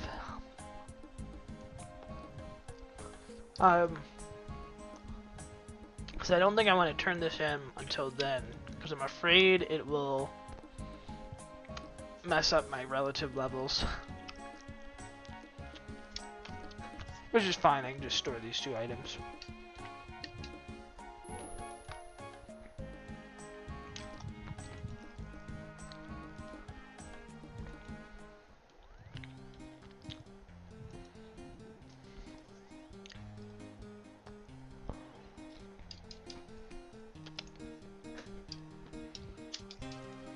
Stuff in here. We'll talk more about that later. Another meat dish you'll see on every fancy menu from the 19th century, boiled mutton with caper sauce. There it is in Boston in 1852, St. Louis in 1863, San Francisco in 1869, oh, also more buffalo tongue, Cincinnati in 1870, boiled mutton with caper sauce. Seriously, every upscale American menu from the 19th century had this dish on it, which is weird because mutton is virtually unheard of in this country these days. I mean, we eat a little bit of lamb, but the adult animal, mutton, is much stronger and tougher, which is probably why they boiled it until soft. Maybe boiled meant simmered in this context. And hey, what is caper sauce? Well, I found a couple of 19th century recipes for it. It's basically roux with some stock and some white wine, lemon juice, spices, shallots, capers. It's a sour gravy, a piquant sour gravy. Would have been nice for kind of freshening up the funky smell of the mutton. Another bygone meat on nearly every fancy 19th century menu from the US is boiled head, usually calf's head. There's lots of tasty meat in animal heads, notably in the cheeks, and they would simmer the whole head until it was soft, and maybe they would debone it for the customers, maybe they wouldn't. Tête de veau, they were calling it in France, often served with vinaigrettes or en tortue, which meant in the style of a turtle. Speaking of turtles, another dish on every 19th century American menu was turtle soup. Green turtle here in Boston, turtle a la Maryland in Louisville. They harvested terrapin turtles in Maryland from the Chesapeake Bay. Terrapin soup there on the Royal Blue Line, a railroad dining car menu. Trains used to have real fancy food. And the coastal United States used to have a lot of turtles to eat until they ate too many of them, and yeah. Another thing I like on this 1891 railroad menu, Hygeia water used on table. Hygeia was a famous spring in Wisconsin named after the Greek goddess of hygiene. 1883 dining car menu from the Pennsylvania lines, table water from the Silurian Springs in Waukesha, Wisconsin. 1903 Los Angeles, Shasta water from the springs near Mount Shasta, California. Fancy single origin spring water was a big health craze in the United States in the 19th century. People would come from all over to particular springs with reputed health benefits. Sick people would travel there, and resort towns would spring up around the springs. Sick people would go there and take the waters. They would drink it, bathe in it. One such spring water resort was in French Lick, Indiana. And we see an interesting note on this 1920 menu from the hotel there. Guests using the waters should avoid uncooked fruits and raw vegetables. I think guests using the water would have been code for sick people. But speaking of beverages, every one of these menus ends with coffee, often listed as demi-tasse, as on this 1913 menu from New York. Here it is, 1911, San Francisco. It doesn't even say coffee, it just says demi-tasse. Demi-tasse just means half cup in French. In the 19th and early 20th century, there was apparently a very strong tradition of ending the meal, ending dinner specifically, with a teeny tiny cup of very, very strong black coffee. The demi-tasse was a little shot of strong coffee to get you through what remained of your evening. That tradition may have faded somewhat here in the US, but at least now we have Trade Coffee, the sponsor of this video. Here, let's brew a demi-tasse of super strong Café Noir. I love coffee, but I don't really have the time or the inclination to seek out really good coffees, which is why my Trade experience has been so much fun. Trade has a team of tasters who find and sample thousands of coffees from independent roasters all over the place. You take their quiz online, you tell them what you like in your coffee, and then they start sending you stuff that you're gonna love. Cancel or skip shipments anytime. Trade knows that I really like bright, acidic coffee, so they send me lots of natural processed beans, beans that have been dried inside their fruits, and yeah, that works at double strength. The red bags are compostable, by the way. You can literally bury them in your yard. Right now, Trade is offering my viewers a total of $30 off your first order plus free shipping when you go to drinktrade.com. Yeah, it sounded like flying Mario noise. This offer won't last forever, so be sure to take advantage. There's something from the TV. Get started by taking the simple playing quiz Mario on Brothers 3. drinktrade.com/Ragusia and let Trade find you a coffee that you're gonna love. Use my link and they'll know that I sent you to save $30. Thank you, Trade. Anyway, lots of weird old dishes were ubiquitous across 19th century menus in America. In contrast, I'm going to show you some dishes that are kind of weird and don't seem to be ubiquitous. I only see them mentioned once in this book. 1884 hotel menu from Kansas City. Pineapple fritters with lemon sauce. Would you like some acid with your acid? 1870 Christmas dinner menu from a hotel banquet in Cincinnati.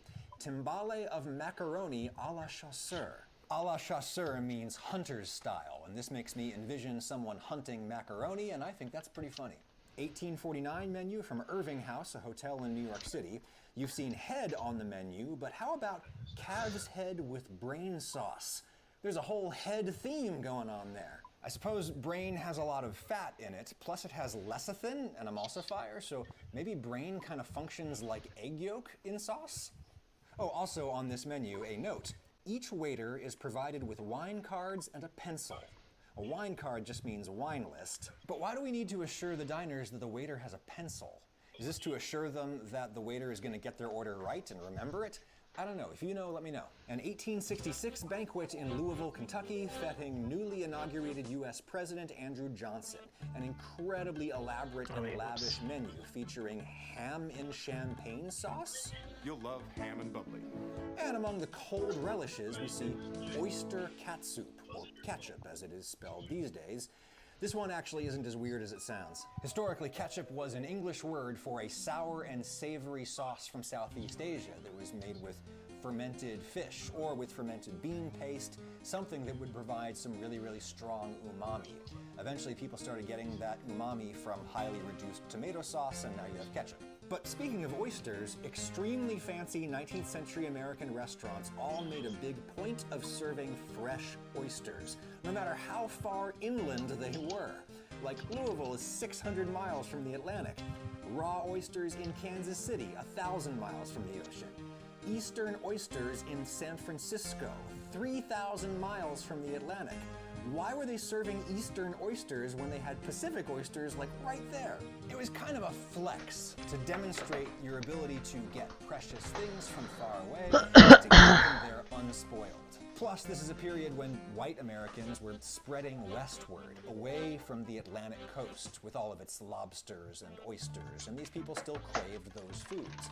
Oysters were said to be served at the first Thanksgiving in Massachusetts. This might explain why the Maui Hotel in Hawaii imported Eastern oysters from 6,000 miles away for their Thanksgiving dinner of 1912. And this is a dining car menu from 1864.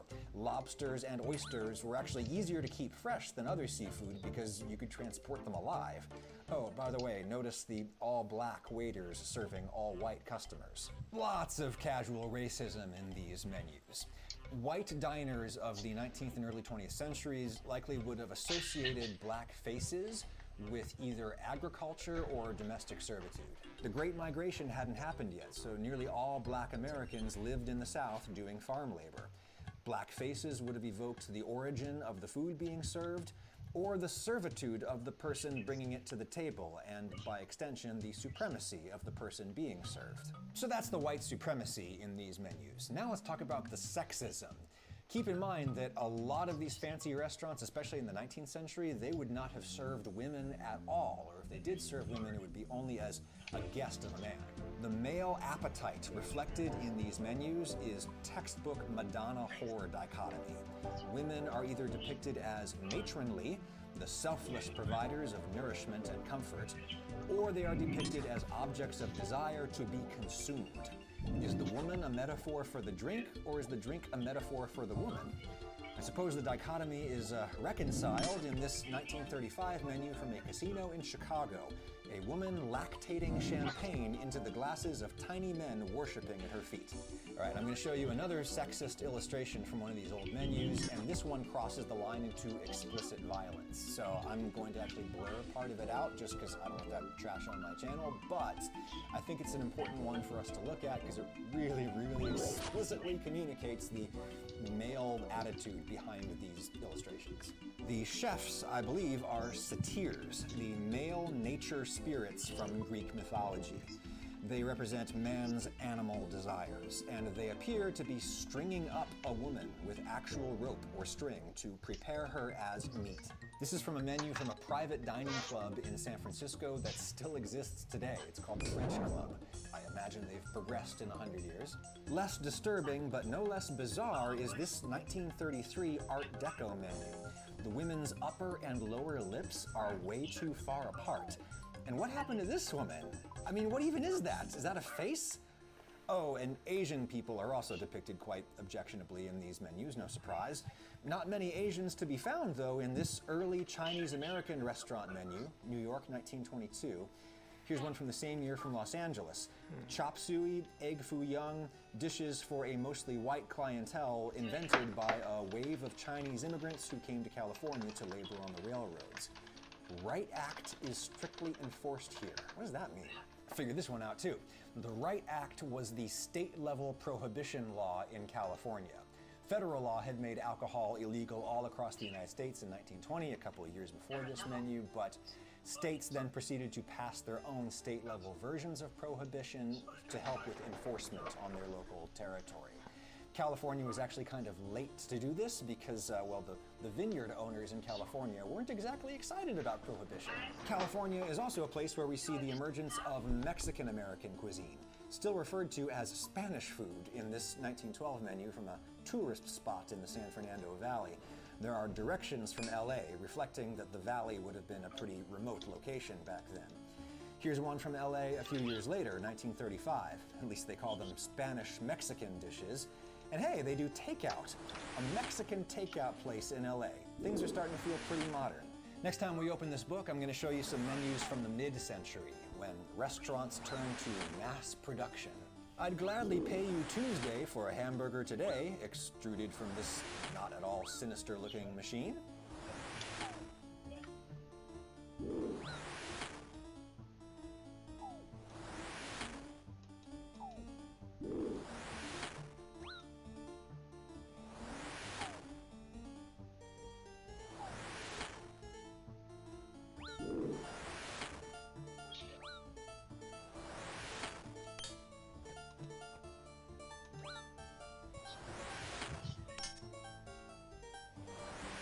Dude, hit the thing.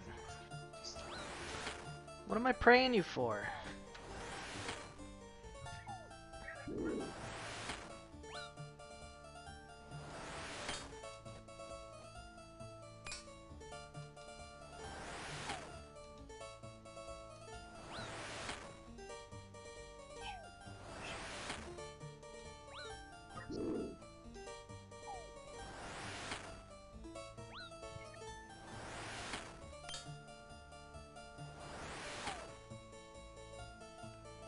This is a wild, man. I'm literally just throwing away death runes because it's not hitting. Why aren't they hitting?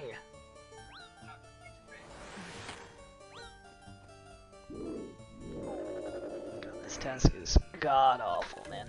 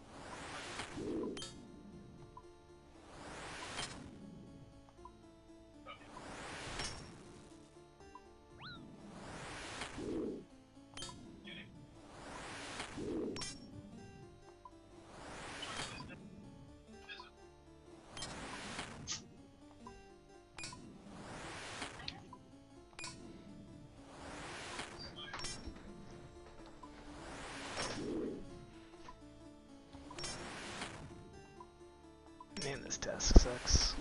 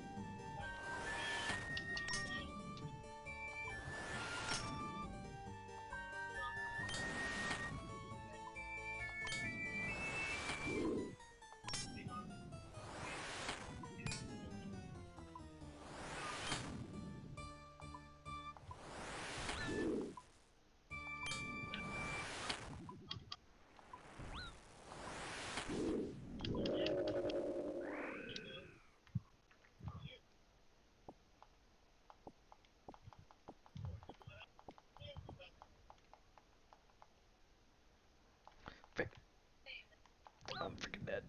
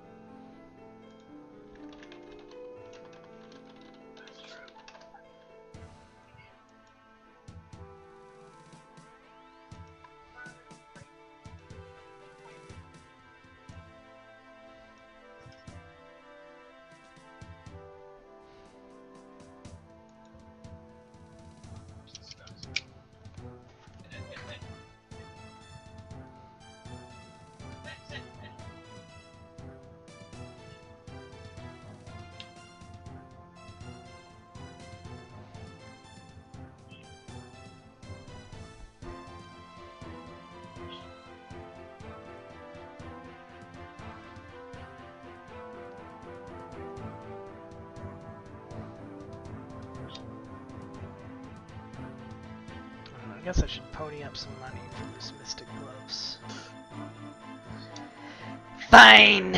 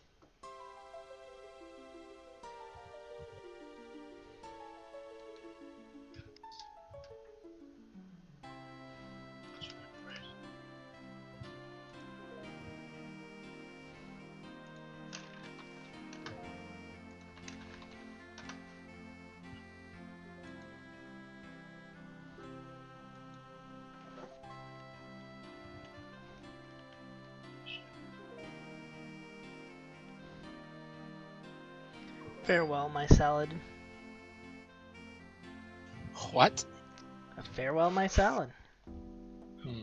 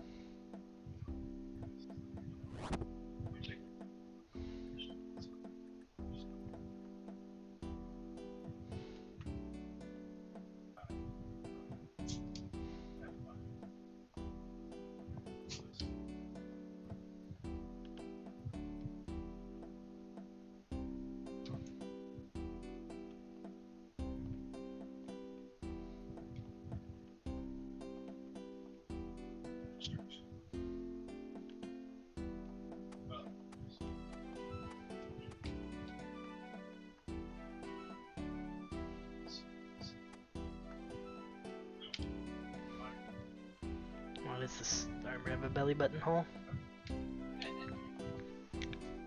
What, Don't any good laugh. armor should have a belly button hole. Don't laugh. This is peak strength.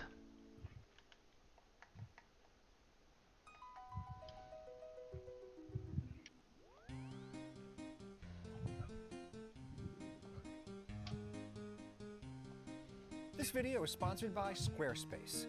Question: how did an anthropomorphic stack of tires end up as the global authority on fine dining? Yes, the Michelin guide that famously assigns 1 to 3 stars to only the finest and snootiest of restaurants all around the world. This is made by the same people who make tires. Oh, I'm sorry, Brits. By tire, of course, I mean tire. Michelin is Michelin. Though I will be switching between the French and American pronunciations for the purposes of rhetoric and humor, Michelin and Michelin are the same company. This is funny because when most of us today think about car tires, we think of the blue-collar automotive repair and maintenance services industry. Honest and essential, but low status. In contrast, the kind of restaurant deemed worthy of a single Michelin star, let alone 3, is generally a haunt of the elite international business class. The global aristocracy eats here, and man, do they pay for it. The kind of people whom I imagine eat at these places, the closest they ever get to a tire is when they reach their hand out of the window of their Peugeot to tip the valet. So again, how did the inedible rubber cousin of the Pillsbury Doughboy end up telling the bourgeoisie where to dine? Well, we have to go back, way back before the automobile became a mere utilitarian object, ubiquitous across all classes in developed countries. Indeed, you could say that cars are really tools of the lower classes these days, since the super rich can afford to live in ultra-dense urban centers like Manhattan, where they have everything they need at their fingertips and great public transportation. The rest of the normals out there don't have that, so they have to drive cars. In the late 19th century, there were just a few hundred automobiles in all of France. This is according to historian Herbert Lotman, author of The Michelin Men, Driving an Empire. Lotman writes these early Utus remained rich men's toys, unable to stray very far from the vicinity of a reliable repair shop. Even if it didn't break down all the time, you would be a fool to drive your voiture very far from your maison. Even if you got where you were going, there's no guarantee someone would be selling petrol there for you to get back home.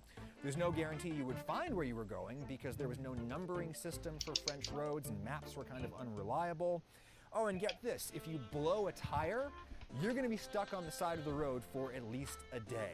This is because the first generation of pneumatic tires were glued to the wheel rim. To replace the tire, you'd have to glue on a new one and let it dry overnight.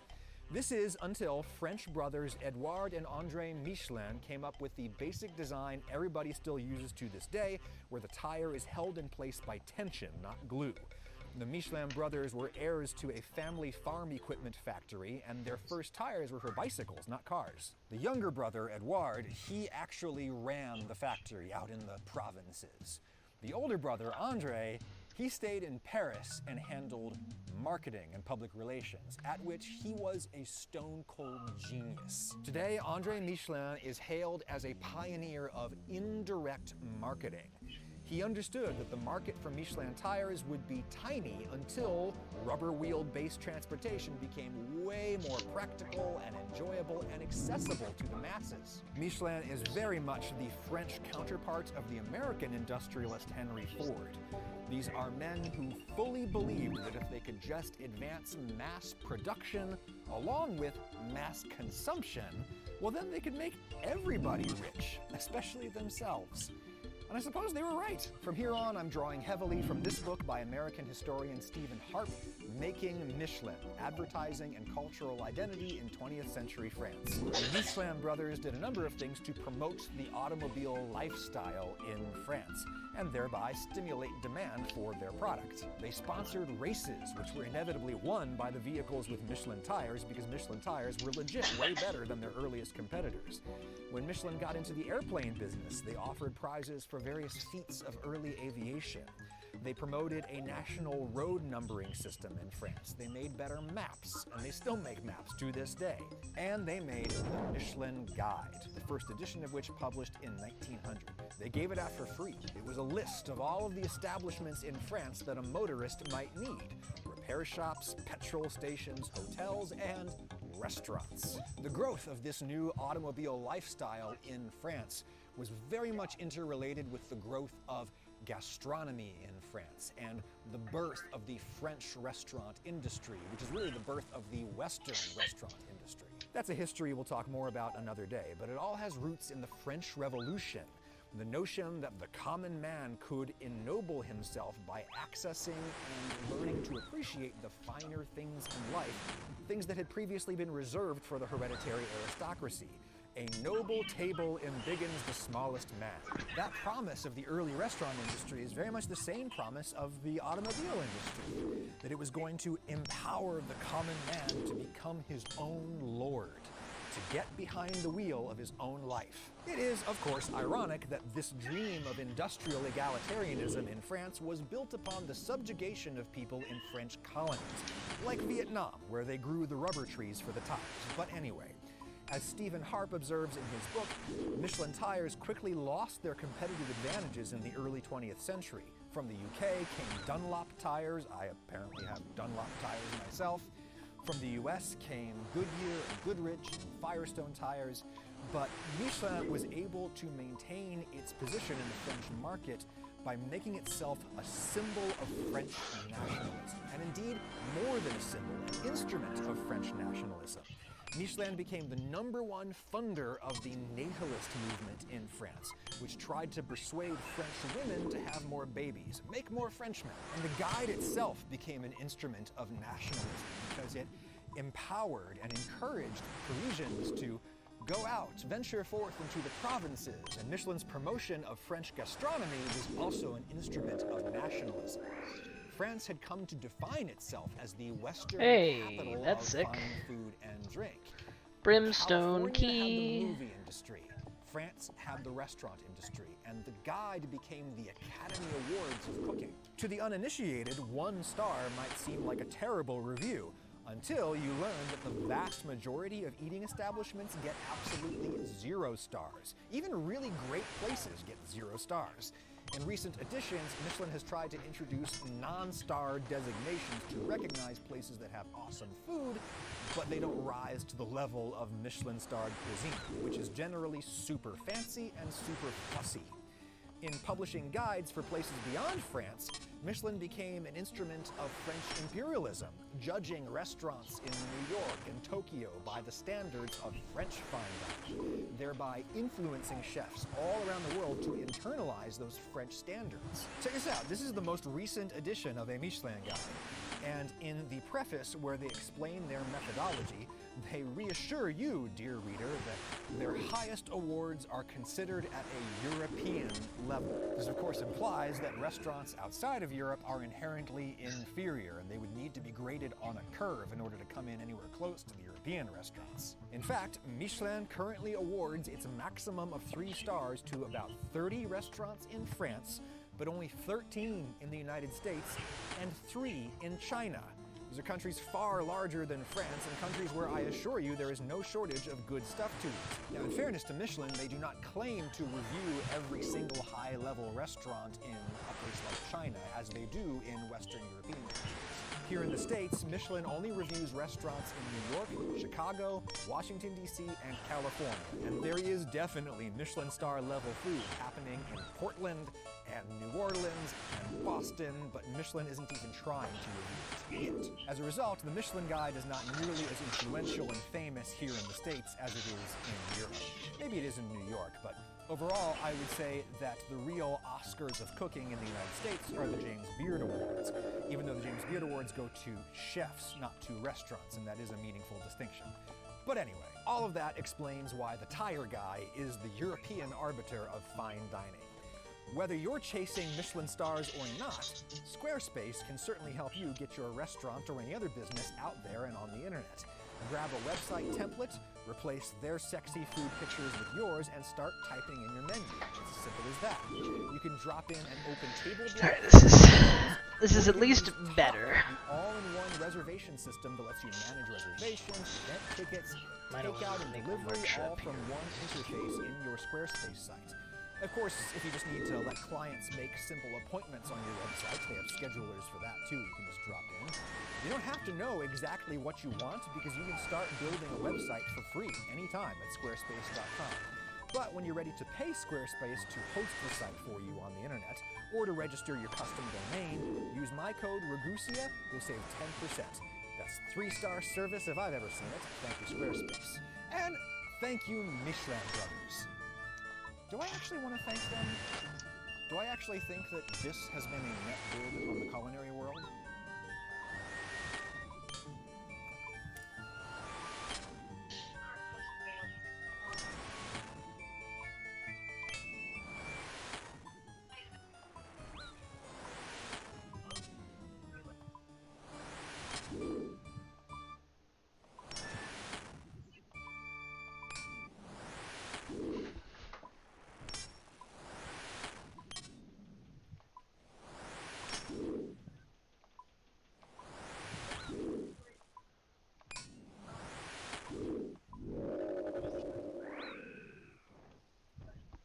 Okay, not cool, man.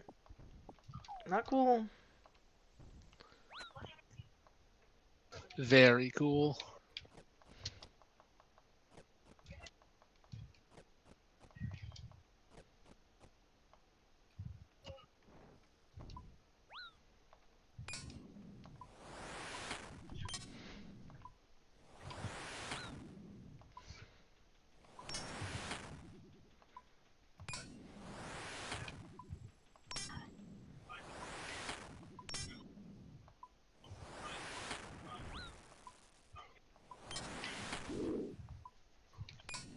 Not cool, man. What if you were a dragon? I would bully adventurers who bother me. But you are only bronze. The heck? Bronze League. You didn't even drop much good stuff.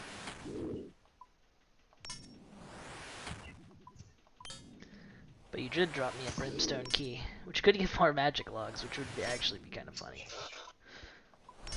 That was option 70,000 for getting magic logs.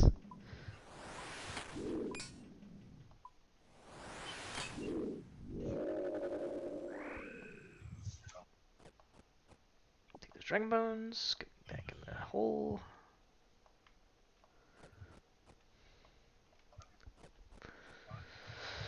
Oi, oi, oi, oi, oi, oi, oi, oi, oi. This video is sponsored by Squarespace. Hello, friend. Have you heard the good news? Frozen food isn't terrible anymore. In fact, modern flash freezing technologies can preserve meat and some fruits and vegetables with virtually no loss of quality. I would much rather have a piece of fish that was flash frozen right off the boat, or maybe even on the boat, as opposed to one that has been slowly decomposing on its 1,000-mile truck ride to my kitchen. Or the more likely scenario these days is a piece of fresh fish that arrived at my grocery store frozen. The folks behind the fish counter thawed it, and then it sat in the case for a couple of days waiting for me to buy it and take it home.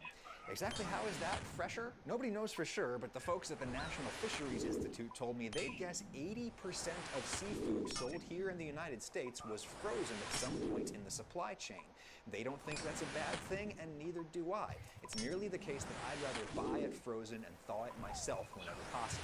If you're nervous about thawing stuff yourself, or you just think it'll take too long, I'm going to show you a method that I think will change your mind. But first, flash freezing. Why is it good to freeze stuff really fast? When water turns to ice, it expands a little bit, and that can cause all kinds of damage to the tissues of the plant or the animal that you're trying to freeze. That's Dr. John Coupland, a food science professor at my alma mater, Penn State. Another problem that happens is the water gets drawn from the plant or the animal into these ice crystals, leaving the bits in between kind of dried out. What you want to try and do is to get this temperature down really low, really quickly. And what that means is you're driving a process called crystal nucleation. Ice crystal nucleation, the birth of ice crystals. This is a process we can see quite clearly by making ice cream. Half a cup of milk, half a cup of cream, third of a cup of sugar, a big splash of vanilla, stir that up, and the final ingredient, cold. This is a block of dry ice, frozen carbon dioxide. Surface temperature -109 Fahrenheit, -78 C. You can buy it in grocery stores in the States, but handle it with gloves or a towel, it can give you frostbite. I'm just pulverizing it into snow. The finer the powder, the better. Then I'm going to stir it into my ice cream mixture, one little spoonful at a time. This stuff is so cold that if you were to stir in more than a spoonful, your ice cream would lock up hard like that instantaneously and you wouldn't be able to stir it. One spoonful at a time, and you'll see the mixture appear to boil. That's the dry ice sublimating. That is changing phase from a solid to a gas and leaving the ice cream. When the bubbling calms down, go in with another spoonful. Be sure to work with dry ice in a reasonably large, well-ventilated room. If you breathe in too much of that sublimated carbon dioxide, you're not going to get enough oxygen. After 4 or 5 spoonfuls, I've got this beautiful soft serve ice cream. If you see any big pieces of dry ice still swimming around, try to fish them out. Those could hurt you if you bite into them.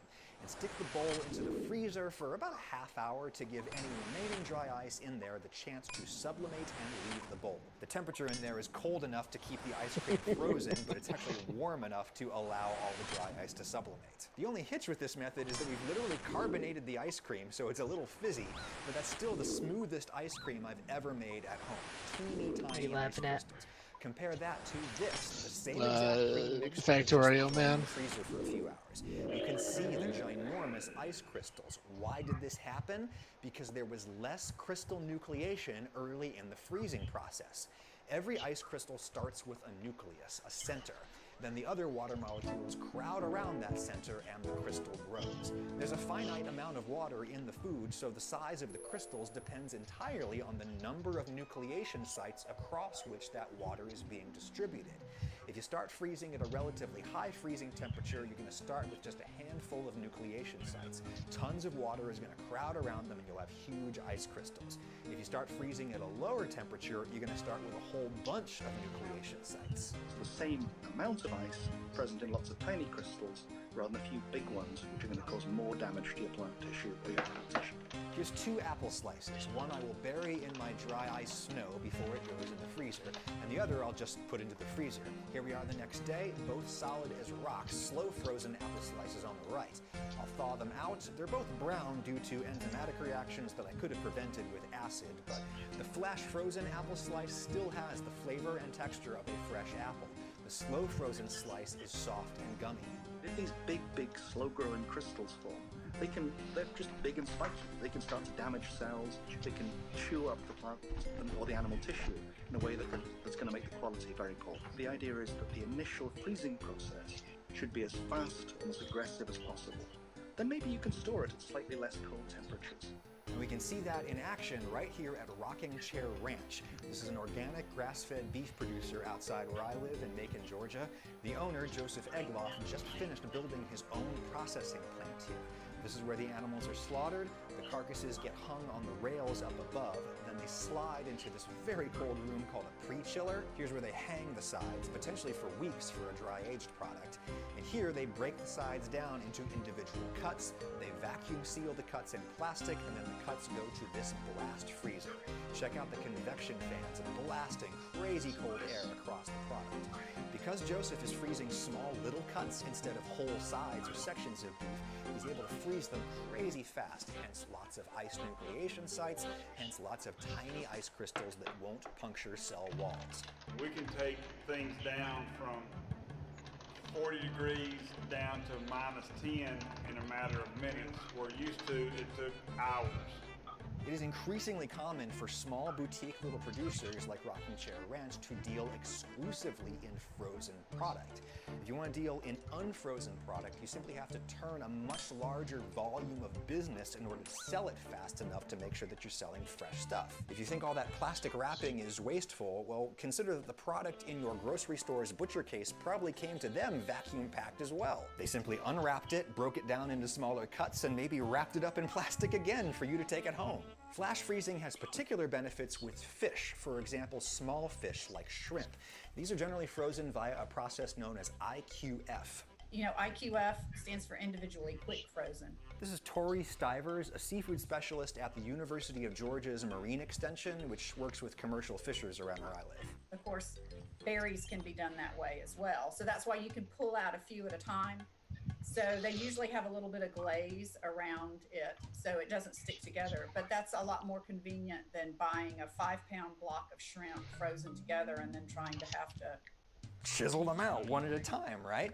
These are techniques that were pioneered about 100 years ago by an American inventor named Clarence Birdseye. To this day, it works best on small little bits of vegetable, especially peas.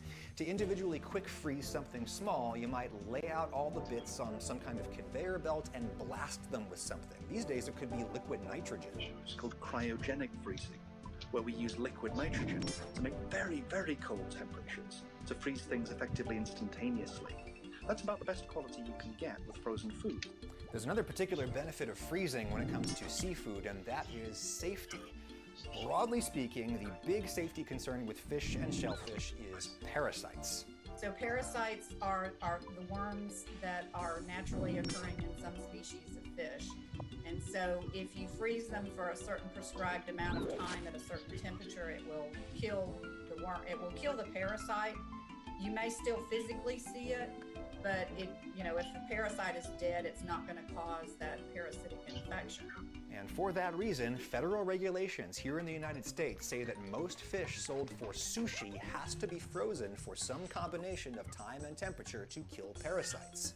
Now, a lot of sushi or sashimi connoisseurs will say that destroys the texture, but better that than having an intestinal parasite. And if you want my opinion, I think that said connoisseurs are probably just making it up, assuming that we're talking about properly flash frozen fish.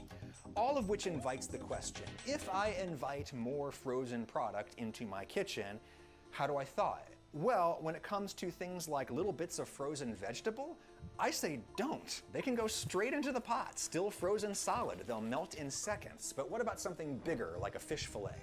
So the safest way to thaw is in the refrigerator, or if you're talking about doing something really quickly, you can run it under cool running water. And that is the technique that really opened up the world of frozen meat to me.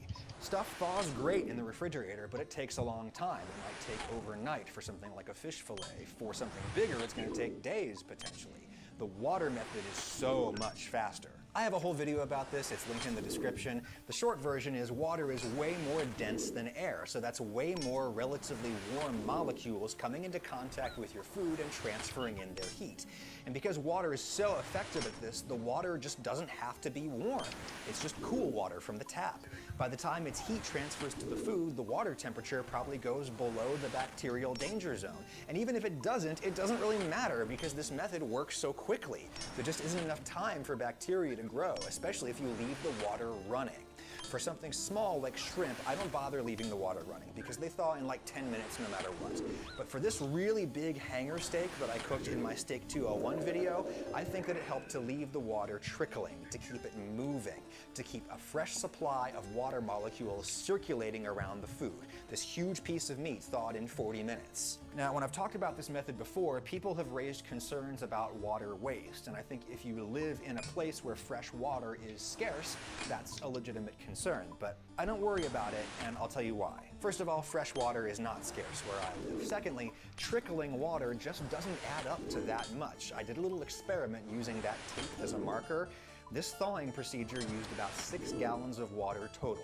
2 of those were in the bowl, therefore the extra trickle added up to 4. With a piece of meat this big and thick, I would have had to change the water in the bowl once or twice anyway to get it thawed, which would have worked out to 6 gallons of water, so it's a wash. And speaking of washing, 6 gallons is what a typical dishwasher cycle consumes. A typical shower in the United States consumes about 17 gallons, and it takes 1,800 gallons of water to produce a single pound of beef ranched to freezer. So, come on, let's keep things in perspective. There's lots of ways to thaw stuff, but thawing under running cold water is, in my opinion, simply the easiest, most reliable, and fastest way. just as Squarespace is the easiest and fastest way to make a website. Whether you need to sell a product, sell a service, publish some media, or just let the world know that you exist, Squarespace has a template for you that you can easily customize in minutes. The templates tend to be image-based, so that all you need is some pictures to upload. There's a built-in image editor. No, and quote just by doing dragons. that, the site looks like yours. Wow. Whatever else you need to do with your site, bad news for Squarespace them. can do it for you. Processing sales, taking appointments, anything.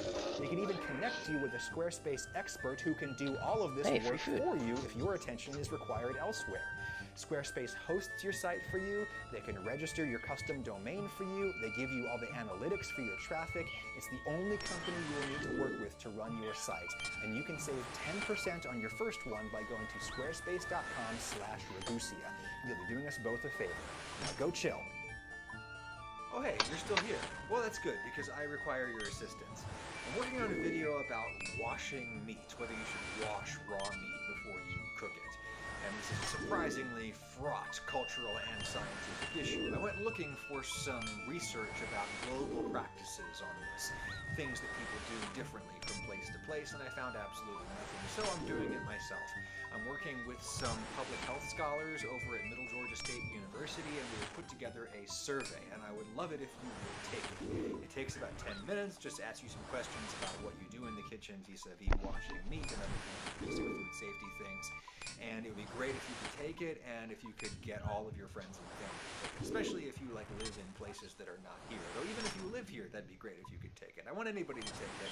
It'll be up for a couple of weeks as a posting of this video, and then the results from that will go into a video on this topic. That link for that survey is in the description. Oh, and just to provide a little incentive, if you take this survey, I will enter your name into a drawing, and the winner of that drawing will get to do an episode of Ask Adam with me. Instead of Lauren asking the questions, you'll be the one asking the questions, and that means that you can sneak in some of your own. So if that sweetens the deal for you, all the better.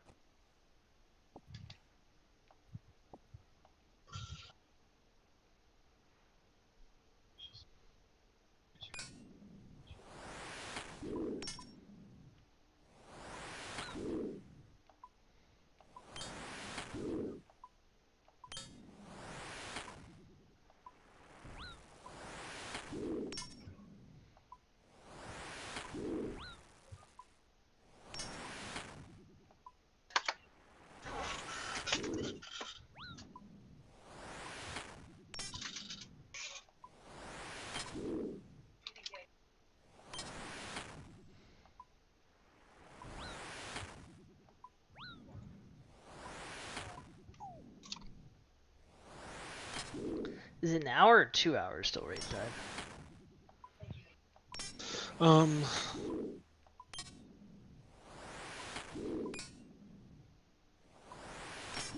It's an hour and a half. Inconceivable.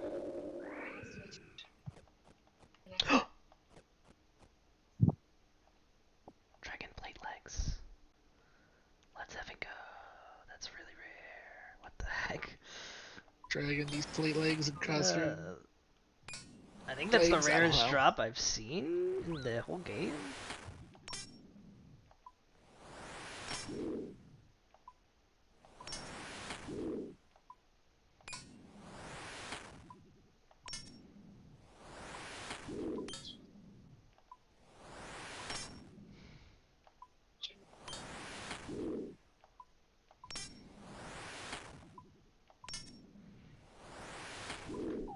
Man. I need a couple hundred more death runes.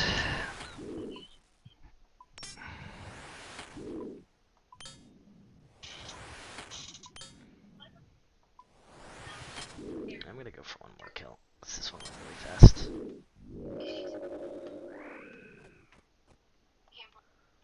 More javelins.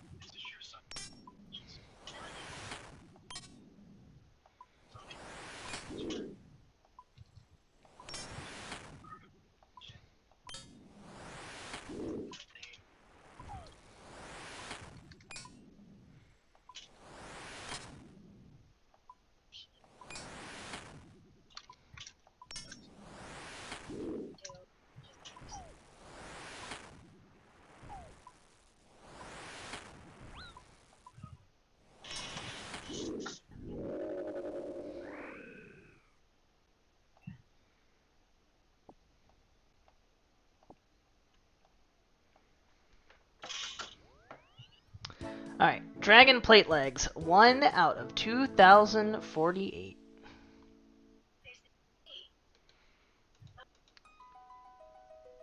They are dropped by metal dragons, brutal black dragons, skeletal wyverns, and revenants.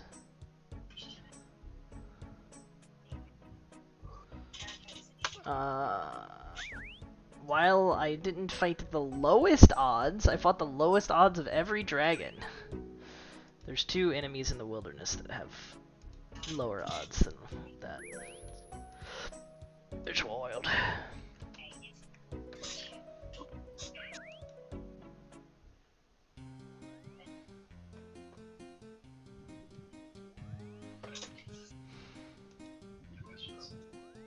I can't even equip them. They need higher defense.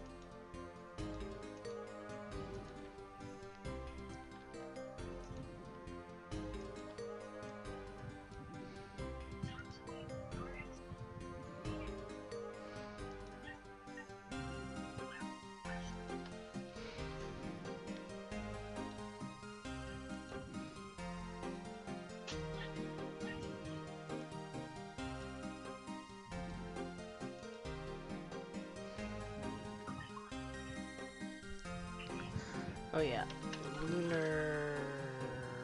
Moon Clan teleports. I need to put this in my house.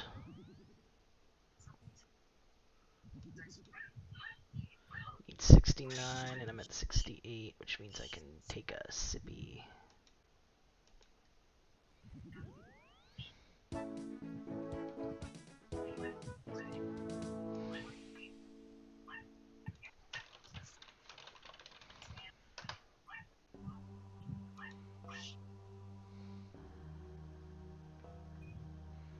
Yeah, okay, Falador does sell a Wizard's Mind Bong.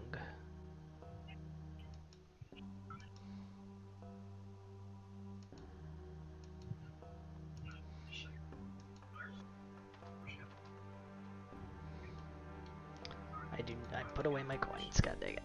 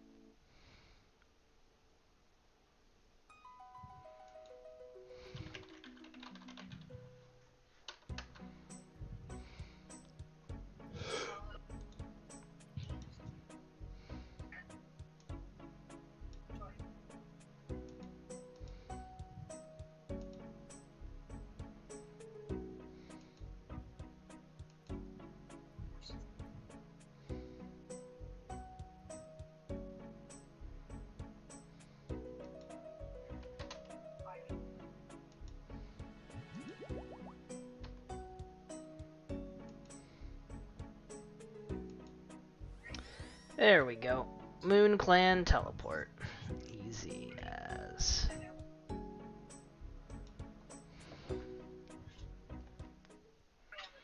That way I can switch my switch my spell book. Even easier.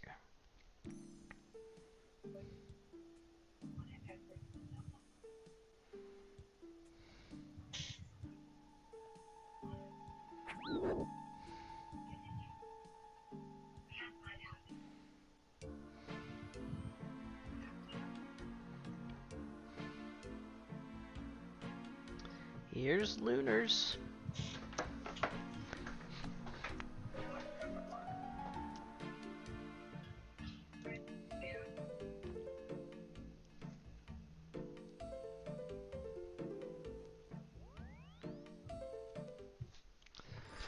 I can even do a Rainier teleport.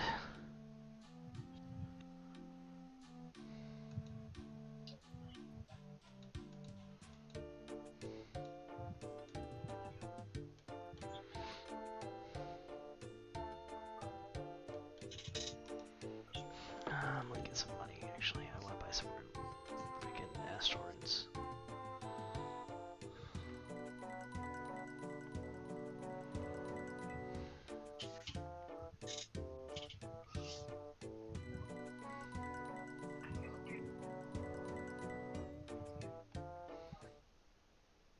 Oh, that's fine. I don't really need it, I guess. Alright, take me to the rift. It's time to guard it again.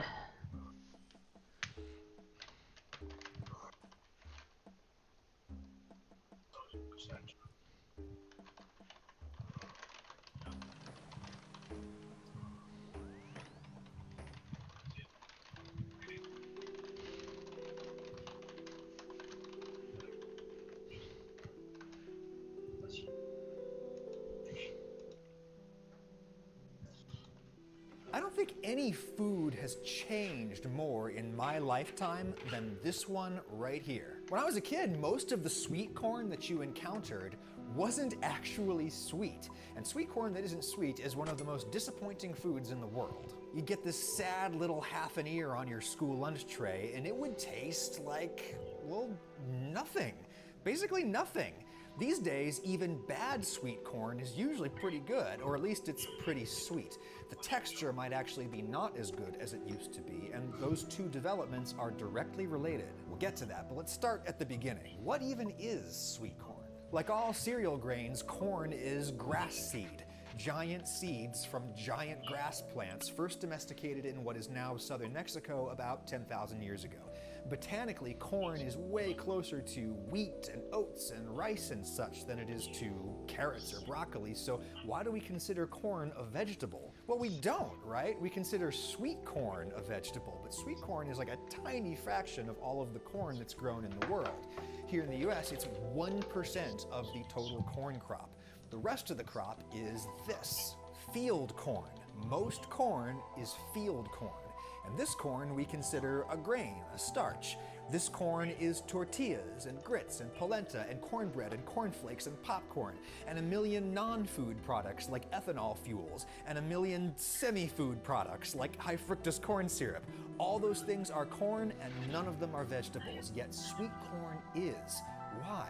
Well, in part it's genetics, but arguably the bigger difference is simply when you harvest it. Sweet corn you pick when the plant is still green, long before the seeds are mature and dried and ready to drop and grow into new corn plants. It's like if you were to harvest wheat when it's still green and eat the seeds when they're soft and wet on the inside, which you can do, by the way. Corn probably works better as a vegetable than other grains because the grains of corn are just so huge. You get lots of juicy Which one are you watching? Relative to the Space Exploration Part 3. He just got hit by a train twice in a row. Oh. I didn't realize he had a whole series on it. I knew he had a review on it, and he didn't like it as much as we did, but that's because he's a freaking weirdo. Well, that's disappointing. He seems to slightly misunderstand some of it. Well, he really loves making his oversized mega bases. And it's... See, it doesn't look like they're moshing. I mean, it doesn't work against that, but... Now, dried grain is great stuff. It's preserved so you can store it and eat it all year long. You don't have to spend every single day of your life hunting and gathering. You have time to do other things like invent civilization. But there comes a brief window in every grain farmer's season when they can pull some of the seeds off and eat them fresh, raw even.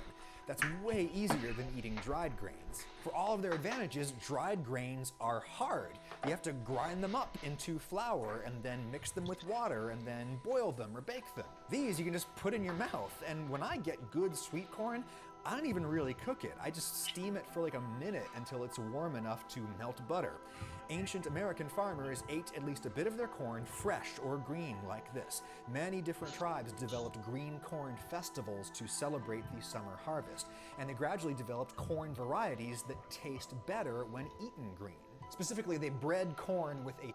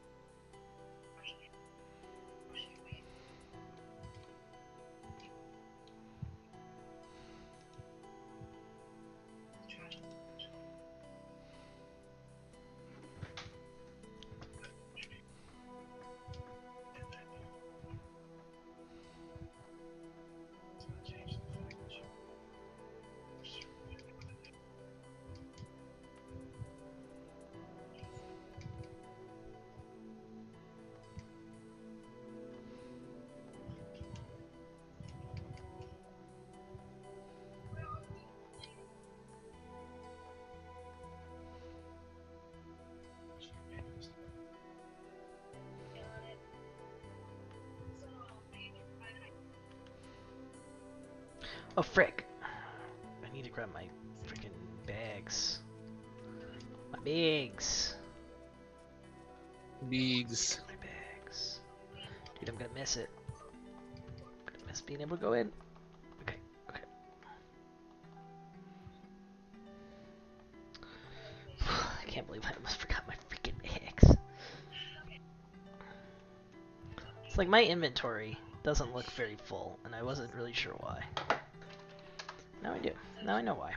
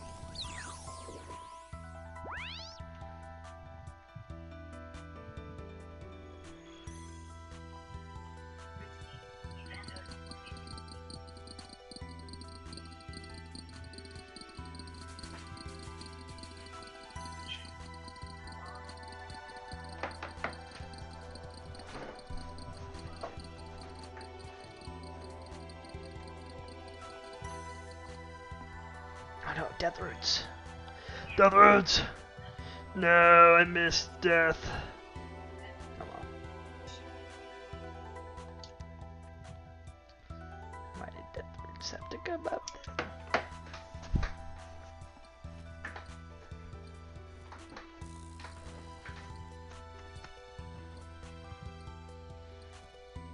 Death Roots are back.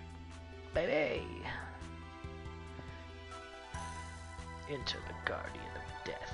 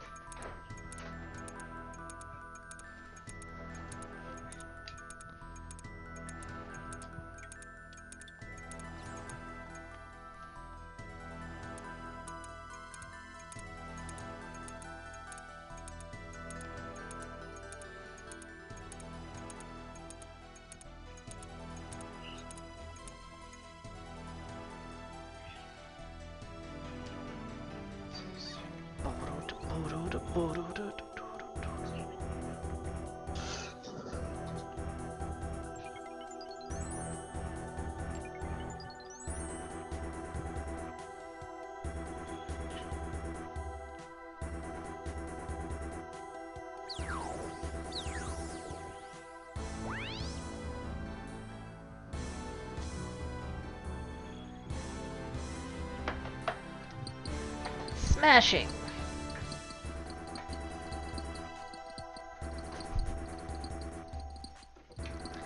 Oops, fill the pouches.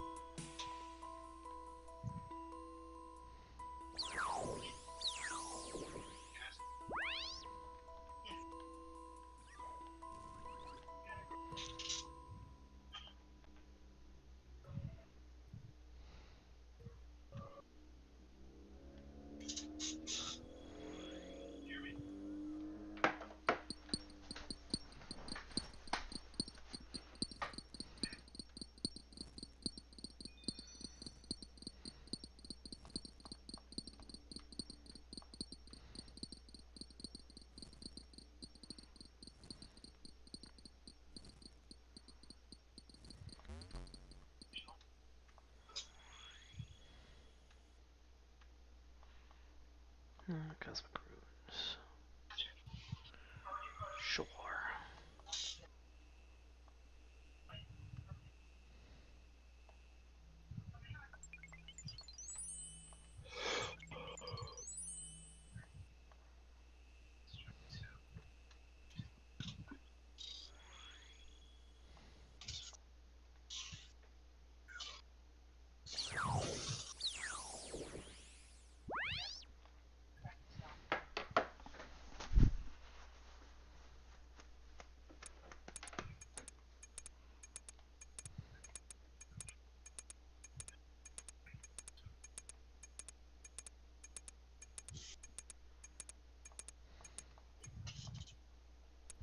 Oh, I guess okay. He is gonna solve the gate.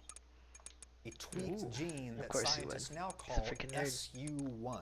Maybe I will Sugary not one. watch the rest of this Golden video. He Bantam, did one of the warn most me. common heirloom sweet corn varieties still grown today. That's an SU1 variety.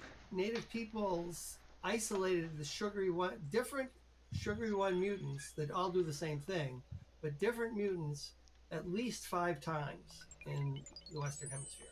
That's Dr. Bill Tracy at the University of Wisconsin. He's one of the most prominent sweet corn breeders in the world. Check out his chair in the background. Amazing!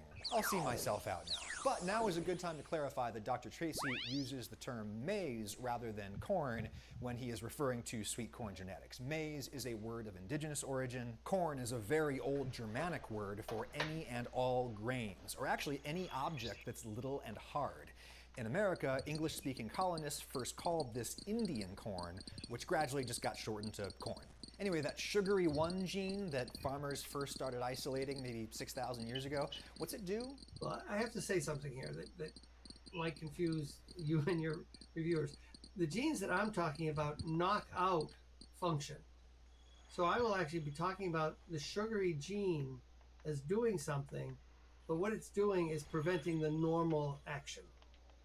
So the dominant sugary gene, the kind that all the field corn has, actually makes starch. Right, so normal field corn photosynthesizes carbon dioxide and water into sugar, which the plant then converts into huge chains of sugar called starch. Raw starches feel a little gritty in the mouth and do not taste sweet to us, but they are much more useful to the plant. The seed eats the starch to fuel its growth up into a new corn plant. This sugary one gene mutation hinders the plant's normal starch conversion process. You knock that gene out, and instead with like the gene that Golden Bantam has, the little SU if you will, that increases the sugar level and increases this compound called phytoglycogen at the expense of starch. And phytoglycogen is this kind of rare and special substance that makes sweet corn creamy. It's a carb that retains a lot of water and it feels nice and smooth in the mouth. Field corn has mostly starch. Sweet corn has starch and sugar and phytoglycogen, and some proteins and fats and such that all corn has. But don't kid yourself, even if we call it a vegetable, we're talking about a carb here. You're mostly eating water and fiber and carbs. If you're like me and you could use more protein and fewer carbs in your diet, consider the sponsor of this video, Magic Spoon Cereal. The predominant link and spoon. So, for millennia, we've had this mutant corn that fails to convert all of its sugar into starch, at least not at first. Problem is you have a very narrow window in which to harvest sweet corn when it's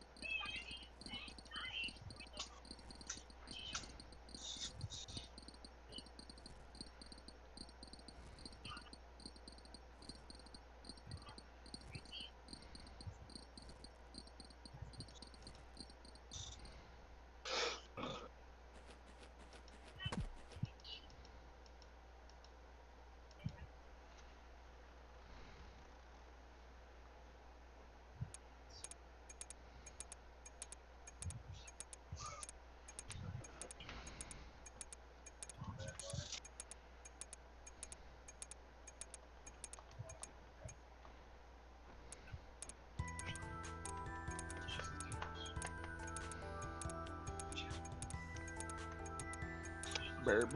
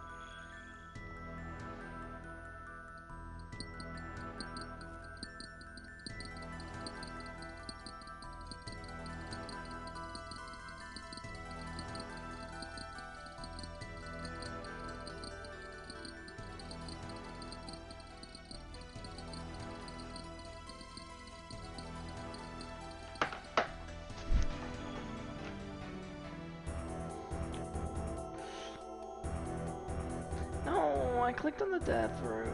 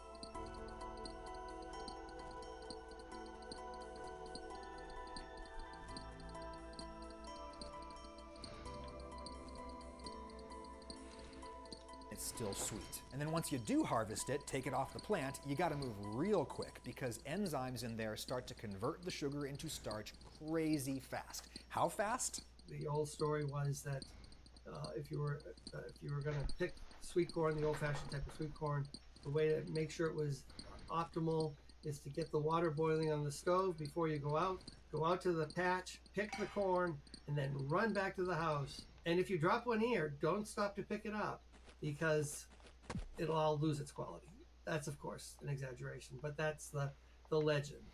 And a lot of it's true. Sweet corn, I said, when picked, the old-fashioned sugary type of corn, when picked at the prime stage, 10 to 15% sugar. In 24 hours at room temperature, it will lose at least half its sugar. So the next day, it really won't be very good. And that, kids, is the world that Old Man Ragusia was born into. Most sweet corn that you'd find was simply too old to be sweet anymore. All of the sugar had converted into starch. There were 3 ways that you could get sweet corn that was still sweet. Option 1 was get it frozen. Corn was one of the first foods to be frozen successfully by Clarence Birdseye about 100 years ago. Freezing halts those enzymatic processes. Problem is, he had to cut the kernels off the cob to increase their surface area and freeze them really fast. If you freeze stuff too slow, it goes mushy. I have a whole video about flash freezing in the description. Option 2 was grow your own sweet corn, which we did when I was growing up in rural Pennsylvania. We grew golden bantam, and I had corn on the cob every night for dinner all the way through August. I did not appreciate it as much as I should have. Option 3 was go to a farm stand like this one. Buy some corn straight from the hand that picked it that same day and go home and cook it that night. But hold on, what variety are they growing here? What's that called? Peaches and cream? That is not an heirloom. That's one of these newfangled corn varieties that is likely to be sweet even if it isn't super fresh. The new sweet corn has its origins in the 1950s at the University of Illinois, where there was a botany professor named John Lonin. It's a super blurry photo, but that's him in the 50s when all this started. Lonin was not trying to revolutionize sweet corn. He was doing a study on what's known as genetic linkage. He's a basic scientist, and he was trying to understand how genes were linked on a chromosome, or why they were linked. Another geneticist in Michigan sent Lonin some corn to study that had this weird SH2 gene, shrunken 2 gene. It was this gene that made the kernels kind of small and they would shrivel up, which you would consider to be a bug, not a feature, but then Lonin tasted it. He got a hit of sugar. So he thought, something's going on here.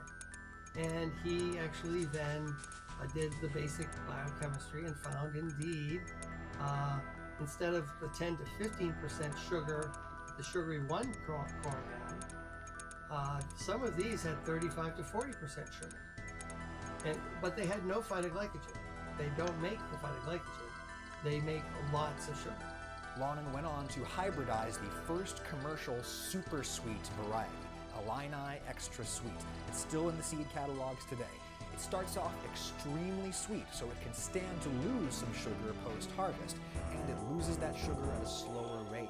The problem was the texture, super crunchy but not creamy. Also, these new super sweet hybrids tend to have trouble germinating in the field. The seed's main food source is the starch, not sugar. That's why the plant is supposed to make starch. Humans come along and we screw all that up. Also, because the super sweets shrivel, they tend to crack when they dry. When water gets in, they rot in the field, and they just have trouble germinating. As a result, super sweets didn't even start to get popular with farmers until about the 80s, as super sweet breeders like Dr. Tracy were able to fix a lot of these problems. I can't remember the last time I saw old-fashioned sweet corn at a regular grocery store. Something like Golden Bantam or Silver Queen, they're just not at the store anymore. There's no reason for a grocer to sell the heirloom varieties because it's nearly impossible for them to get it to you and into your kitchen, into your mouth while it's still sweet. Funny thing is, some of these newer varieties might actually be too sweet when fresh picked. You have to let them simmer down for a few days, but what about the texture? We're now working on a new type of corn that has a different gene. It's called the shrunken 2I gene. And it's the same super sweet gene, but it does something slightly different. It improves the mouth feel of the super sweet. You still get a sweet flavor, but mouth feel, the super sweets don't have that phytoglycogen, so they're not really creamy. They're kind of watery. Some of them, they're good. People like them, but these new ones that we're developing have a crunch like a Honeycrisp apple. very different from what we normally expect in sweet corn, and people tend to love it. And we're really excited about this. There's some of these coming to the market now, and hopefully we'll see some more very soon. It's also worth pointing out that the new super sweet varieties actually have more protein per calorie than the old heirloom sweet corn. So rejoice, this is all good, and there's nothing unnatural about it. People like Dr. Tracy arrive at these varieties via crossbreeding, the same way humans have done for thousands of years to domesticate crops. Now, a few sweet corn varieties are also GMOs, but that is purely incidental. They're not GMOing them to make them sweeter. They're genetically engineering them to make them herbicide resistant or pest resistant, like you do with all the other GMOs. And whether or not GMOs are even a thing to be feared is something that we should talk about another day.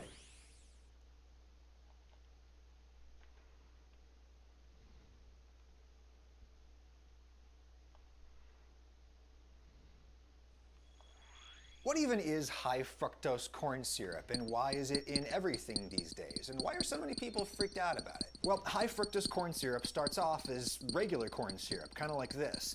Then the corn refining industry uses enzymes derived from bacteria to convert much of the glucose here into fructose. Why? Because fructose tastes way sweeter than glucose does. Sweeteners of all kinds are expensive, and if food manufacturers use the high fructose stuff, they can make their products just as sweet for less money. Also, more sweetness for fewer calories, I suppose. It's actually kind of shocking how not sweet regular corn syrup is. I experienced this recently when I was doing a bunch of experimental brownie recipes. I made a batch where I replaced the sugar with corn syrup by weight, and I even accounted for the fact that the corn syrup is about 25% water. I upped the quantity proportionally. These came out flat and gummy, perhaps because of the extra water, and they were so undersweet as to be kind of disgusting. It was like eating a packing material. If you want to substantially replace sugar with corn syrup in your food, you kind of have to make the corn syrup sweeter. And why would you want to replace sugar with corn syrup in your food? Well, again, because it's cheaper, or at least it can be cheaper depending on where you are. You can only grow sugarcane in very wet, hot climates. Brazil is perfect for it. They're the biggest sugarcane producer on Earth now. Here in the United States, it's really only possible in the deep southeast, Florida, Louisiana, Texas. Up north, you can grow sugar beet, and indeed, sugar beet accounts for about half of US sugar production. And when I said sugar that time, I meant specifically this, sucrose. Sucrose is a disaccharide, two monosaccharides bonded together, one glucose and one fructose holding hands, basically. The sugar produced here in the United States is generally about half beet, half cane. And its price is artificially inflated via a complex government system of price controls and import tariffs and production quotas. Those familiar with the intricacies of the federal government's sugar program could be forgiven for wondering whether they had been led astray by their history books, and it was actually the Soviet Union's ideology that prevailed in the Cold War. So writes the libertarian Cato Institute in their denunciation of US sugar policy.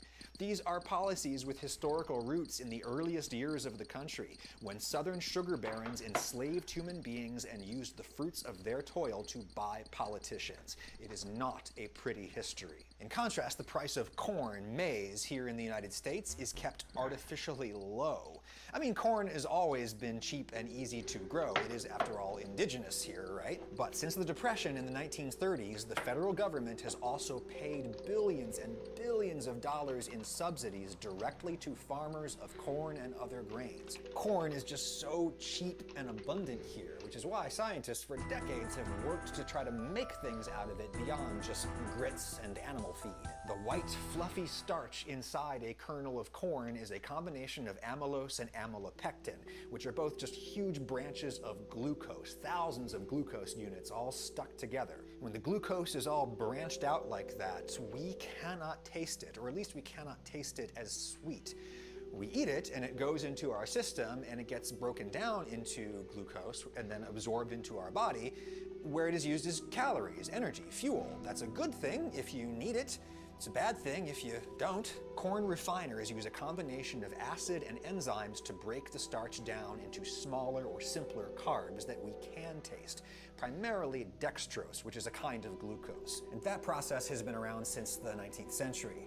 It wasn't until the 1960s when Japanese and American industries working in collaboration figured out a new enzymatic process to convert some of the glucose into fructose. Now, the American processed food industry had a product that was as sweet as sugar, but far cheaper to make. And because it's already in solution, it's cheaper to work in a factory. You can pump it around the plant through pipes. This is why high fructose corn syrup is nearly ubiquitous in processed foods, despite persistent and well-publicized health concerns. Are those concerns the overblown pseudoscience of hippie mom bloggers? Some of them, maybe, but there is some real science there too that we should talk about. I do wonder if the stigma is why, as near as I can tell, it is impossible to buy high fructose corn syrup by itself at a grocery store. This is why I had to order a 5-gallon bucket, obviously intended for commercial operations. The 55 does not mean this weighs 55 pounds, though it does happen to weigh almost exactly 55 pounds. Very heavy. Rather, the 55 here indicates that 55% of the dry weight in this bucket is fructose. It tastes extremely sweet and silky smooth as my new sheets from the sponsor of this video, Helix Sleep. Let's thank Mattress. Plus, corn syrup, that's because you're eating too much sugar, period, and you should cut back. And you know what? There's probably a lot of truth to that. But because the industry has already delivered that message to you quite effectively, I'm going to try to give you the best argument to the contrary. There is a lot of research showing that fructose is processed differently by our body than other simple carbs. And sure, fructose is natural. It literally means fruit sugar. It's found in all kinds of fruits, like this tomato. Tomato is a fruit. Good tomatoes have a lot of fructose in them. That's why they're sweet. But just because something is naturally occurring doesn't mean that it can't be bad for you. And very rarely in the fruit world do you get concentrations of fructose this intense, or ratios of fructose to glucose that are so out of balance. Science says glucose enhances the absorption of fructose in our guts. So when we eat glucose and fructose in roughly equal proportions, we generally are able to digest it just fine. Some popular fruits, like apples, naturally have way more fructose than glucose in them, but most others have roughly equal glucose to fructose ratios, as does table sugar there. When we eat more fructose than glucose, the result is called excess free fructose in our guts, which you might have trouble digesting. Some people in particular seem to be fructose malabsorbers. Let me introduce you to somebody. This is Luann de Christopher. About 20 years ago, she found herself rushing her daughter to the hospital with blue lips. Awful asthma this little girl had. Really scary stuff. You know, she had all these symptoms. We thought it might be food related. We took her to an allergist. The allergist said, eliminate corn. We did that. We had no results. When we eliminated anything with the word corn syrup, high fructose corn syrup, was when we had our breakthrough. And it made no sense. Indeed, what does sugar in your digestive system have to do with your lungs, right? And this happened just around the time when high fructose corn syrup production and consumption was I'm back and still no one is here. It was everywhere and widely regarded as everything right, and still it comes to this.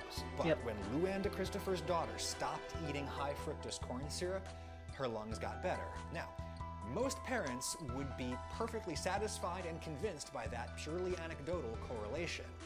Not Luann. So I returned to school, got a master's in biochemistry, molecular biology. I have collaborated with a nutritional epidemiologist, Dr. Tucker, at the University of Massachusetts Lowell. And with her, I've conducted numerous studies. I want to stress, this is not work that is appearing in earthy, crunchy conspiracy theory blogs. This is appearing in peer-reviewed major scientific journals, findings that have since been reproduced by other research teams. This research shows that if you are a person who has trouble absorbing fructose, excess free fructose hangs around in your gut where it is highly reactive with other stuff in there. It then goes on to interact with your proteins. It undergoes a reaction known as glycation. You form these immunogens. Oh, they're tiny. Death they can become absorbed. That's all I want in my life. In your systemic circulation. I want the game to say all your tissues. I And your lungs have a high concentration of these receptors that are mediators of asthma. And what do? They promote airway mucus hypersecretion. Your airways get filled with mucus. Hence asthma, chronic bronchitis, and potentially other allergies allergy-type symptoms, other research has indicated. Now, hold on, some people might say. People might say, hey, what about apple juice? Apple juice is a product that naturally has an elevated fructose to glucose ratio. Apple juice isn't giving kids asthma. The thing is, it actually might be. Not in everybody, obviously. Scientists are still working on this. There may be a genetic component to fructose malabsorption. It might have to do with the microbiome in our guts. Maybe things we're doing to our bodies, antibiotics, messing with the bacteria that help us to digest sugars. Nobody knows, but kids do seem to be disproportionately affected. Kids of color here in the United States seem to be disproportionately affected for reasons that are no doubt multifactorial. And this is an area of emerging research that we should all probably be paying attention to. Oh, and don't be thinking that all these hip new alternatives are automatically going to solve your problems for you, like agave syrup. Agave syrup has lots of excess-free fructose in it. Now, remember, I am not a scientist. I am just a nerd who likes to eat.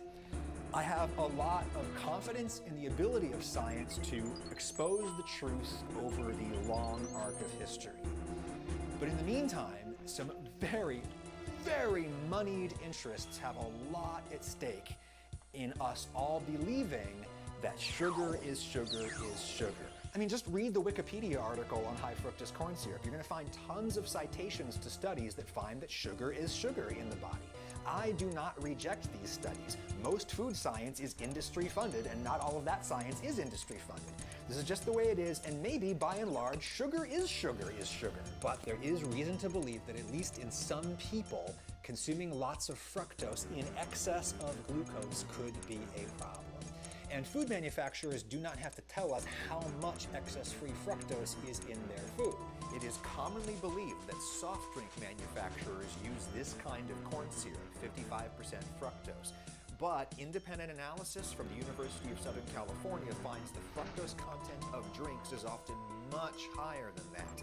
And even the total sugar content of the drinks is often higher than what's shown on the nutrition label. So we don't even know what we're consuming. What we can say for sure is that high fructose corn syrup, like MSG, takes really, really inexpensive garbage foods and it renders them freaking delicious. I should probably be eating less of them. You do you. The public health hysteria over MSG is just that, an irrational fixation driven in no small part by anti-Asian xenophobia. There is no particular reason to fear or avoid MSG any more than you should fear or avoid the other ubiquitous food additives in our lives. I'm pretty sure what I just said to you is true. I mean, that's the basic scientific consensus these days.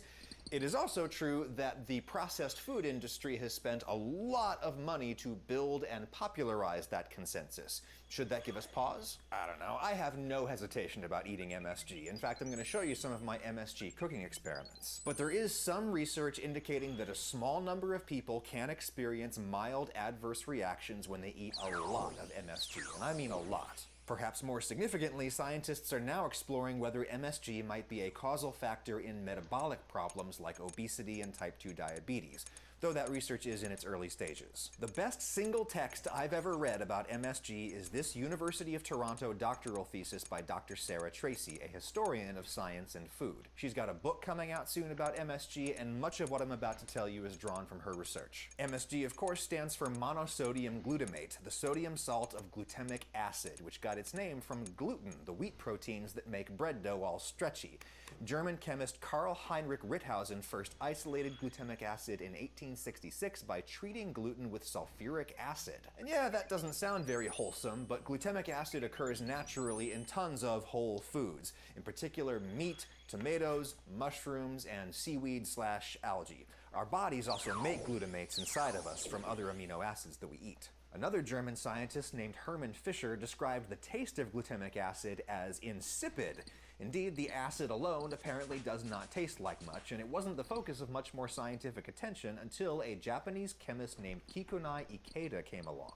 He studied in Germany for a while, and then while researching Japanese seaweed broths, Ikeda isolated monosodium glutamate and called the taste of it umami, which roughly translates to savory or yummy or both. By 1909, Ikeda had developed a process for mass-producing MSG. It was cheap to make, chemically inert, shelf-stable, heat-stable, easily dissolved in water, and it tastes, well, you should try for yourself. Pure MSG is widely available in grocery stores. Here in the United States, you can just go to the spice aisle of any mainstream supermarket and look for this brand name, Accent. Look at the back, it has one ingredient, monosodium glutamate.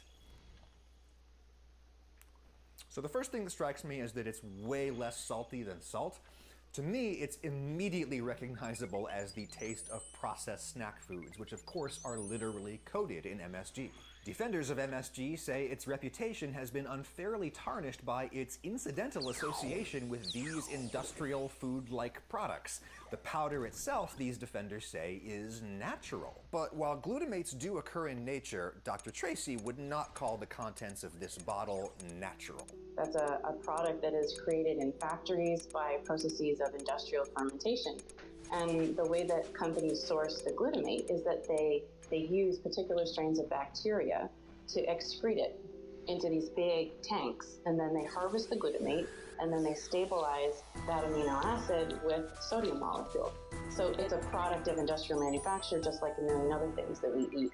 Indeed, gross though that may sound, industrial fermentation is how we get a lot of things like vitamin C supplements. Alright, let's get our rewards, do Tears of Guffix, and then I guess we sign on to, you know, some video game played by nerds. I don't really know. Nerds. What was that, nerd? Nerds. You're a nerd. You are a nerd, it's true. I mean, you're a nerd. You're the only nerd here, nerd. No, you. Very small nerd. True.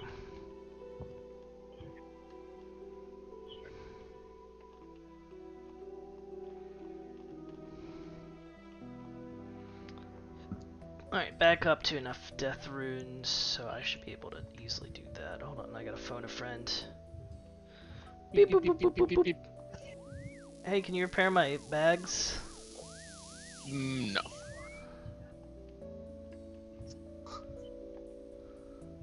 Thanks. He said yes, Talon. He said he would repair my bags. Jerk. Joik! It's ascorbic acid. It's also how we get insulin for diabetics. Yeah. Should you care that MSG is not natural, at least in one scholar's opinion? I don't know, I don't really. Some of the deadliest substances on Earth are 100% natural. Here, have some botulinum toxin. It's all natural. The real question is MSG harmful? Unfortunately, that totally legitimate line of inquiry has been permanently muddied by the bizarre case of a 1968 letter to the editor of the New England Journal of Medicine. It was, in retrospect, a weirdly momentous event in the history of food, and the history of food is a topic I've been learning a lot about lately thanks to the sponsor of this video, CuriosityStream, whom I shall now take a brief moment to thank. CuriosityStream is a subscription streaming service that offers thousands of really great documentaries and nonfiction titles from some of the world's greatest filmmakers, including exclusive originals. I've been watching this terrific 5-part series on the history of food. But how did we go from hunting and gathering on the Serengeti to grabbing a snack from the fridge? Perhaps the answer was as elemental as the kiss of fire. Take that, raw food advocates. Cooking is what enabled the rise of civilization, says science. There's so many great films here about anything you're curious about. My older son and I like watching the nature shows together. You can watch them via the web app, the mobile apps, Roku, Xbox One, Apple TV, whatever. CuriosityStream was created by the founder of the Discovery Channel, and compared to other streaming services, it is astoundingly cheap. You can get unlimited access starting at just $2.99 a month or $19.99 for a whole year. And because you watch me, your first 30 days are absolutely free. Just go to curiositystream.com/Ragusia and enter the promo code Ragusia. I've got a sign-up link with that code down in the description. Do us both a favor and check it out. So yeah, about that 1968 letter in the New England Journal of Medicine. Purple sent onions by in Dr. someone's Robert house. Holman Kwok, a Chinese-American physician and researcher in the Washington, D.C. area. And the journal headlined it Chinese Restaurant Syndrome. After eating American Chinese food, Dr. Kwok complained of numbness at the back of the neck, gradually radiating to both arms and the back, general weakness, and palpitation. Basically a mild fever. Now, I've read a lot of the subsequent scholarship about this letter and the public health panic that it sparked, and I think I've come up with the right analogy to explain what was going on here. These correspondence pages in the New England Journal, this was not the rigorous peer-reviewed research part of the journal. This was Reddit. This was r/medicine. This was a place where doctors of that time could talk shop and kick around ideas that were not ready for prime time. It's also a place where doctors joked with each other. And we know that the New England Journal in particular had this tradition of doctors sending in prank letters about joke syndromes. It was like proto-concern trolling. We don't know what Dr. Kwok's intention was. We're not even totally sure it was Dr. Kwok, because in 2018, a guy named Dr. Howard Steele came forward and claimed that he wrote the letter as a hoax. That probably wasn't true, but even if you take the letter at face value, Dr. Tracy points out that Kwok is just kind of spitballing. It's like, I don't know if it's the sodium, I don't know if it's the wine, I don't know if it's the MSG. All I know is I experienced these symptoms. How about you guys? And then it became this cultural phenomenon, as moral panics often do, and it was a bandwagon effect. And it happened to coincide with this moment culturally in which people were very invested. Alright, what if your gothics were tears? What if you cried? Strange, bro.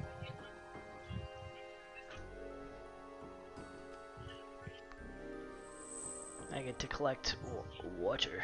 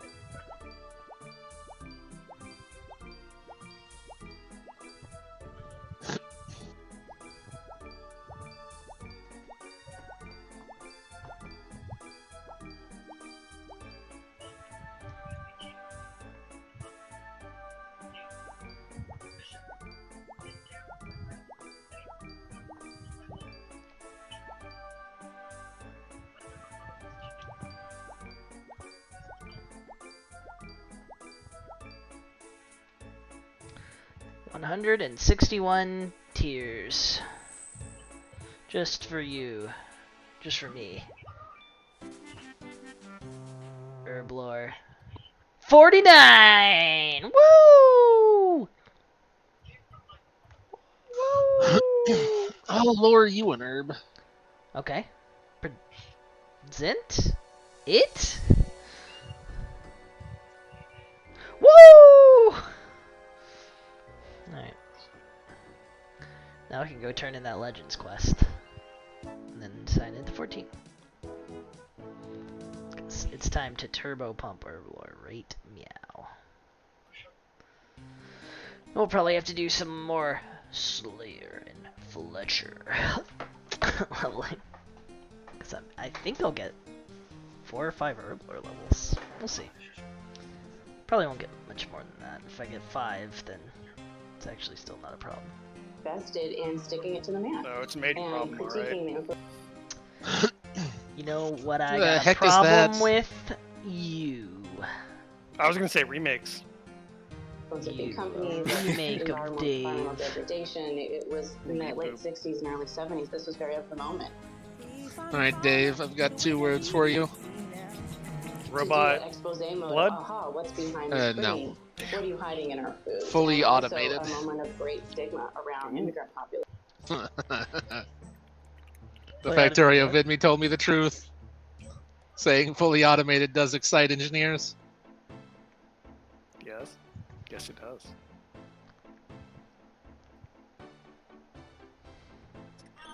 But what do you mean by fully automated? Elaborate. Tell me more. Oh, it was just a Factorio video, and he mentioned that, and I immediately thought of you. Mm-hmm.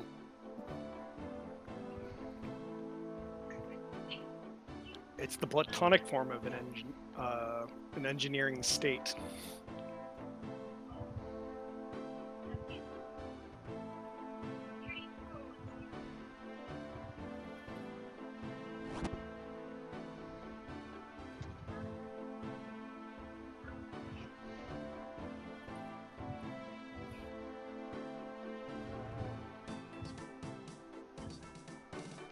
Anyway, do you think Prinny remembered Raid? Mm.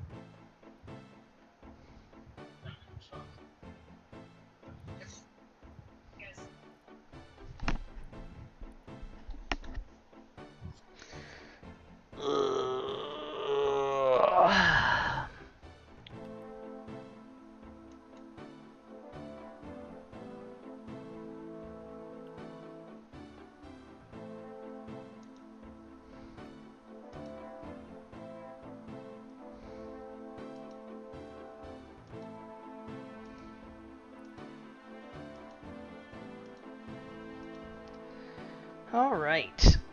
57 Herb Lore.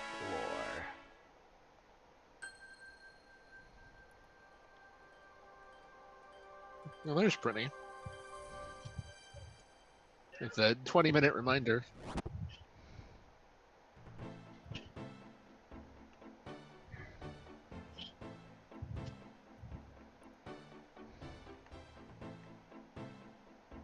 So wait, I think I can do Fairy Tale now. Fairy Tale 2 to carry Queen. Yeah, you need 57 Herb Lore. And that's me. 57 herb lore. 57 Herb Lore!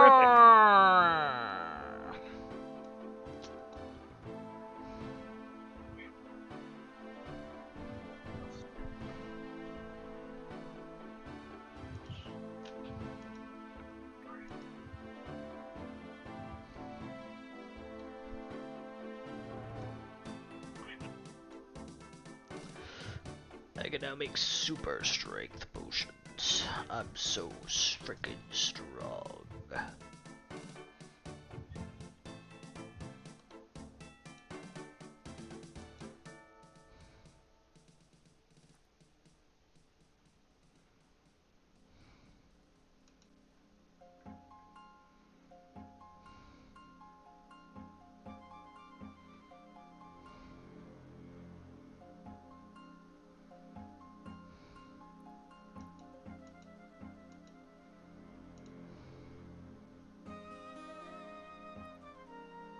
Alright. Goodbye, stream. I'm booting up 14. No one's here. See ya.